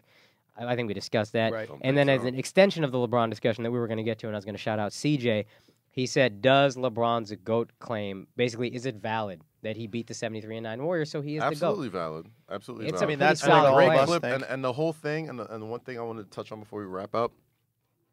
A lot of people don't like to put LeBron in that GOAT conversation because they're like, oh, Michael Jordan never called himself the GOAT. But he But did. there was a clip that came out He did. earlier, and he did it a lot. Like right after he won his three-peat, you know what I'm saying? Like they asked him, Second 3P, right? I think it was the first three-peat. I think this was like in '93. Hmm. And he was like, this is something Magic and Larry never did, and I don't like to compare myself, but if I'm going to talk about the greatest players of all time, those are some of the greatest players, and I'm doing stuff that they never did. So, when people asked him, he was like, yeah, bro, I'm the fucking GOAT. You know what I mean? And this is before this is before the retirement. This is before the second three-peat. You know what I'm saying? So, like, yeah, motherfucker, like, and LeBron hasn't taken a break. He hasn't done any retirement. He's been fucking consistent excellence since high school. Yeah. You know what I mean? So Yeah. if you're not at least having him in the conversation, like to make it seem like it's some unthinkable thing that this guy that Nah, you're it's watching right crazy. now, can't be the 73-9, greatest, 3-1, and then he balled his fucking ass off the Mhm. next 3 games. one in Oakland. Historic, In in unbeatable Mhm. Oakland, Mhm. where they're ridiculous. Historic chase down block, his signature play, Oh yeah, his signature moment. I mean, it was everything. of course, Go. of course. Real quick, Raymond Moss said, "How long before the Browns are legit?" Everybody's going to put them on next year. I think next I year don't could think be a so. down year. I Yeah. think 2 years though. 2 years, I think Browns are a fucking problem. 2 years definitely. Last thing I need to get y'all to talk about. James Easton asked 2 questions that are kind of tied together, both fighting questions. How much is Floyd hurting his legacy doing these crossover fights? And is John Jones the greatest MMA fighter ever? Andrew, I know you got some hot takes. on Not that. hurting his legacy at all. He's Just just getting secure. easy fucking money. And You think it was fixed? I know you said you heard it was fixed. I have some theory. It could be fixed, and the problem with it being fixed, and the only reason I say that is because like the way that he was kind of like flopping around on the canvas, just kind of like a fish. A lot that of just selling. a lot of selling. But what was odd to me is that they fixed a fight that didn't need to be fixed. The fight Floyd was would've won fixed. anyway. Exactly. He would have won. It's like insulting that Yeah. you would assume this little kid has any chance against Floyd. So I don't know what exactly was Somebody going on. None of the some hits video- looked Somebody crazy. showed videos of him training, like looking really fast. Like, oh man, Floyd's gonna have a fight. I'm like, no, Fuck out of here, this little kid. So no, but I think that get your money, Floyd. You to fucking go do whatever you want to do. Still look good in there, if you ask me. I But don't think it was fixed because dude was like crying. He's crying hysterically. Yeah. He's like, I can't believe I got washed that bad. yeah, I don't know. Maybe it wasn't, but he was just flopping around. It looked so exaggerated. It was just so odd. You ever seen Asians run? No, what, is that how they run? Like they just look a little awkward when they do just about anything except gymnastics. And John Jones, the greatest MMA fighter of all time. John Jones is the greatest MMA fighter with of the all time. asterisk. There is an asterisk now. The whole sport should have an asterisk because literally everybody on the sport was on steroids. There you The go. issue I have with John Jones is people are making this big thing about a picogram, right? They're like, it was just a picogram of this steroid in his system, and a picogram is if you took a grain of salt and put it in a swimming pool, that's how much a picogram is. And I don't give a fuck how much something is. If someone said, I just got a picogram of AIDS, Motherfucker, you got AIDS. you got all the AIDS. You know what I mean? Like, I don't know how much a picogram He is. also probably didn't buy a picogram of steroids and So let me inject just it get a into little himself. smidge. Let me just a little taste. Exactly. Enough like- to do nothing. Yeah. So this is what when I see a picogram, I go, oh, you couldn't get the steroids That's what all was the way left. out. Yeah. Exactly. Yeah. Right. So they found a way around the system, and there was a little bit left in, and you were too big to fail, like the banks. So they ended up going through the fight anyway. And I admire that Gustafson guy for going through the Still fight taking the fight, when he yeah. knows the motherfucker's cheating. Right. So it is annoying. Skill wise, motherfucker. Skill-wise, he's undeniable. Unbelievable. And this is what happens when you have elite athleticism in a sport that doesn't have many elite athletes. Mm-hmm. This guy comes from a genetic lottery of family, right? Yeah. Like his brothers are Chandler both Jones, yeah, NFL. Yeah. NFL, but Oh, two fuck. brothers, both NFL players. It's probably where he got the steroids. Exactly. Oh, so, man. and that's the Chandler reality. Jones good too. Dude, they're all elite athletes, right? So what eventually will happen in MMA is more elite athletes will reach the sport, and then you'll see it evened out. But he's the example of the first elite athlete to hit it. Now, DC Daniel Cormier is an elite athlete. He was an Olympian Olympic gold wrestler. medal wrestler, yeah. Right, exactly. Now, the field of Not gold medal, talent but that Olympic. goes to wrestling. If you're an elite athlete, do you gravitate to wrestling or do you gravitate towards basketball or football? You go towards football or basketball. Right. Right. Now, what is left over ends up going to wrestling. Okay, sure. Yeah. My point He's is like 6'5". He's an elite NFL player. exactly. Yeah, if DC is 6'5", Yeah. he is a lineman. Yeah. Think about it. Right. Or a He's tight Sam end. Darnold. Gronk or Yeah, something. he's Gronk, right? Yeah. So it's like, but that's a perfect example. His Yeah. height is what limits his ability in the league, but he's whatever. So this is the first time that we're seeing that. But a picogram, don't give me that fucking picogram nonsense. Let's wrap this up because I got to poop. All right, really let's bad. go. T ran right through me. Casper Ponce asked about Federer and Serena mixed doubles, and like Federer beat Serena in a mixed doubles match. I think Federer is the GOAT. I think if Federer was a black American, he'd be the greatest athlete Yeah, ever. but we don't give a shit. If he had any personality whatsoever, he'd be. He's an incredible personality. He speaks like 11 languages. He does fucking charity work and talks to fucking African kids in French. It's just like, this guy's amazing. We just don't know because he plays tennis and he's Swiss. That's it. Yeah, but I know that he's a nice guy. Kaz got a shit, huh? Go. He's a nice guy. He just doesn't have a very engaging personality. There's He's a actually difference. pretty okay, but he is pretty likable. If you follow What? tennis, people, Yeah, tennis but, like, fans, yeah. even American tennis fans, they Right. love him more than American. Not even just because he's great. He's just so likable in like a goofy way. Like when he was really dominating, they asked him like, what are you doing? He's like, I don't know. I'm just playing everybody, and I'm playing incredible, and I'm beating all of them. It's just I don't know. And he's just laughing, and it's like this really likable like. It was like if Jordan was laughing. He's like, I don't know. I'm just the greatest ever. Like I don't know what you want. It was like if you're a tennis fan, he has enough of a personality. He doesn't have no personality. Right. So Serena don't have a great personality. I think that Serena has certain things that we want to get behind that Roger doesn't. Like Roger just looks like any white guy Exactly. If Federer's a black American, ever. Of course. Malavea, Washington, if he had Roger Federer's game. Of course. But the point that this proves that Federer is better, no. Serena has a quote where she says, if I played Andy Murray, he'd beat me 6-0, 6-0. Like, it's just the we gap. all know that. This doesn't prove anything. We all know that. And Yeah. it's a fun thing to just do for Yeah. casual sports fans that don't understand it. I guess my argument just with Federer in terms of personality is like when you have someone that's so wildly dominant like that, but just can't cross over, that to me is a personality issue. My argument to that would be Tiger Woods. Tiger Woods crossed over. Yeah, I know, but he didn't have the personality, but he crossed over because he's black in a sport that. But black he people did have a usually aren't good at. personality. He brought something to golf that we didn't really see, right? The fucking hand gestures, the excitement that he brought to I it. guess maybe, and yeah. he also had a diversity quotient, which brought people to golf that would never watch in the first place. That's Very my point. similar to Serena. No, That's my point. it's easier for Serena and easier for Tiger, undoubtedly, Right. because my of the point. color of their skin. You're right. I see Yeah. your point. I think we see each other's It's point. they're more marketable. more marketable, more yeah. novel. Dude. I'm gonna care just because I haven't seen this. I Roger Federer identify with looks this. like a fucking like someone who flies planes. Like he looks like the guy. He's mad ugly. He's just regular. He's just regular looking. Do you know what I mean? Like you know the fucking captain that's like waiting for you to say good job as the computer got you I there. can see him on a Swiss Air poster. If he had a with stupid the- little yeah, fucking with the hat on. and he was going, "Have a good day, guys. Have a He good looked day." like Leo in Catch Me If You Can. Just Don't pretending to dare, be a pilot. Don't you dare hurt Leo. Do you know what I mean? Look at this guy, I mean, he ugly in so many ways. dude. He doesn't even have eyes.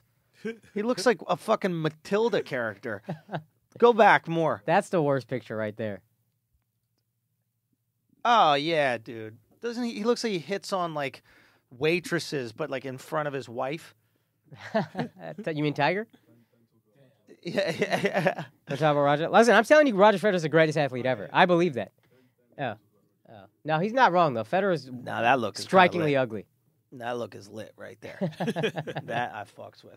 Now, so it's just like that's it. He's just so generic looking. You know what I mean? Like He's from fucking Switzerland. No one cares about Switzerland. that's another thing. He has no backing in his country. It's like how many people are Swiss? How many people are Swiss? Nobody's Swiss, bro. But that's why everyone loves him. What are you talking about? Bruh, that's- No one cares about Andy Murray because they love Roger Federer so much from England, for example. Dude, Andy Murray sucks too, and he's Scottish. Andy He's Murray boring. Andy Murray was really good in his head. No, I mean Nah, personality. he was fiery. Andy Murray was like a fiery, Fucking throw fiery. pitching fits. Again, Whatever, bro. golf. Tiger Woods is pumping his fist, and you're saying we'd never seen that before. McEnroe is a personality. Yeah. McEnroe is fiery. This fucking guy who goes, blast it. That's a personality? Oh, these blasted lines. Oh. What's the guy, Nick Kyrgios or whatever? That motherfucker's nuts, man. Breaking Yeah, rackets but he's a little constantly. bitch about it. forfeiting. McEnroe was a bitch about it. Nah, McEnroe a G. McEnroe won. McEnroe won. I Kyrgios give you ain't that. winning. I'll give you that. You gotta. Did I tell you I bumped into McEnroe? Nah. He saw me at a show, him and his brother, at a show, whatever, and we were talking about that. I forget something, and he made some joke about like I was like, because I was doing some pretty like edgy stuff, and I was like, yeah, man, but you just gotta say whatever you want. And he goes, yeah, I don't understand what you're talking about. I was like, all right, That's okay, cool. keep I'd it have tight. freaked the fuck out if I met Patrick McEnroe. Patrick? John McEnroe, sorry, Patrick's a brother. Yeah, I met Patrick too. Yeah. Yeah, they have we like some said like that. charity thing. Wow, you know his brother? I like my uncle is like a tennis fanatic, and I would spend every holiday there. So that's how I got into tennis. We would like watch tennis matches, watch Grand Slams, like all the. I live fucking Malavea, Washington, for a reason. Like I just grew up. I thought watching you tennis made up every a summer. black guy's name. No, That's no. a real. That's a real tennis player back in the '90s, black dude. Yeah. Constantly rooting for this motherfucker. He never won. Akash is so gay. James- So what about the Asian? Michael Chang. Michael Chang. I love that He guy. was great, That dog. guy Michael was Chang dope. was great. I don't know what. Yo, how you I- spend holidays watching tennis with the man? That's my summer break, dog. Play tennis in the morning. Yo, you know what I look at mean? this We're minorities. guy. We get fathers how we can. Son, look at this dentist in the face looking motherfucker right here. Son, look at this guy. That guy's Dentist in son, the face. look is at this so guy. good. Look at he looking at a Yo. molar. He not looking at the Oh ball. my He not God, ready to that's fight. so funny. This guy like, oh no, we gonna need a root canal for that. Look at This this. motherfucker got thighs on him though. Oh, he got some Asian thigh. Dude, Asian lower half. Dude, Asian lower half is like what Alex should look like.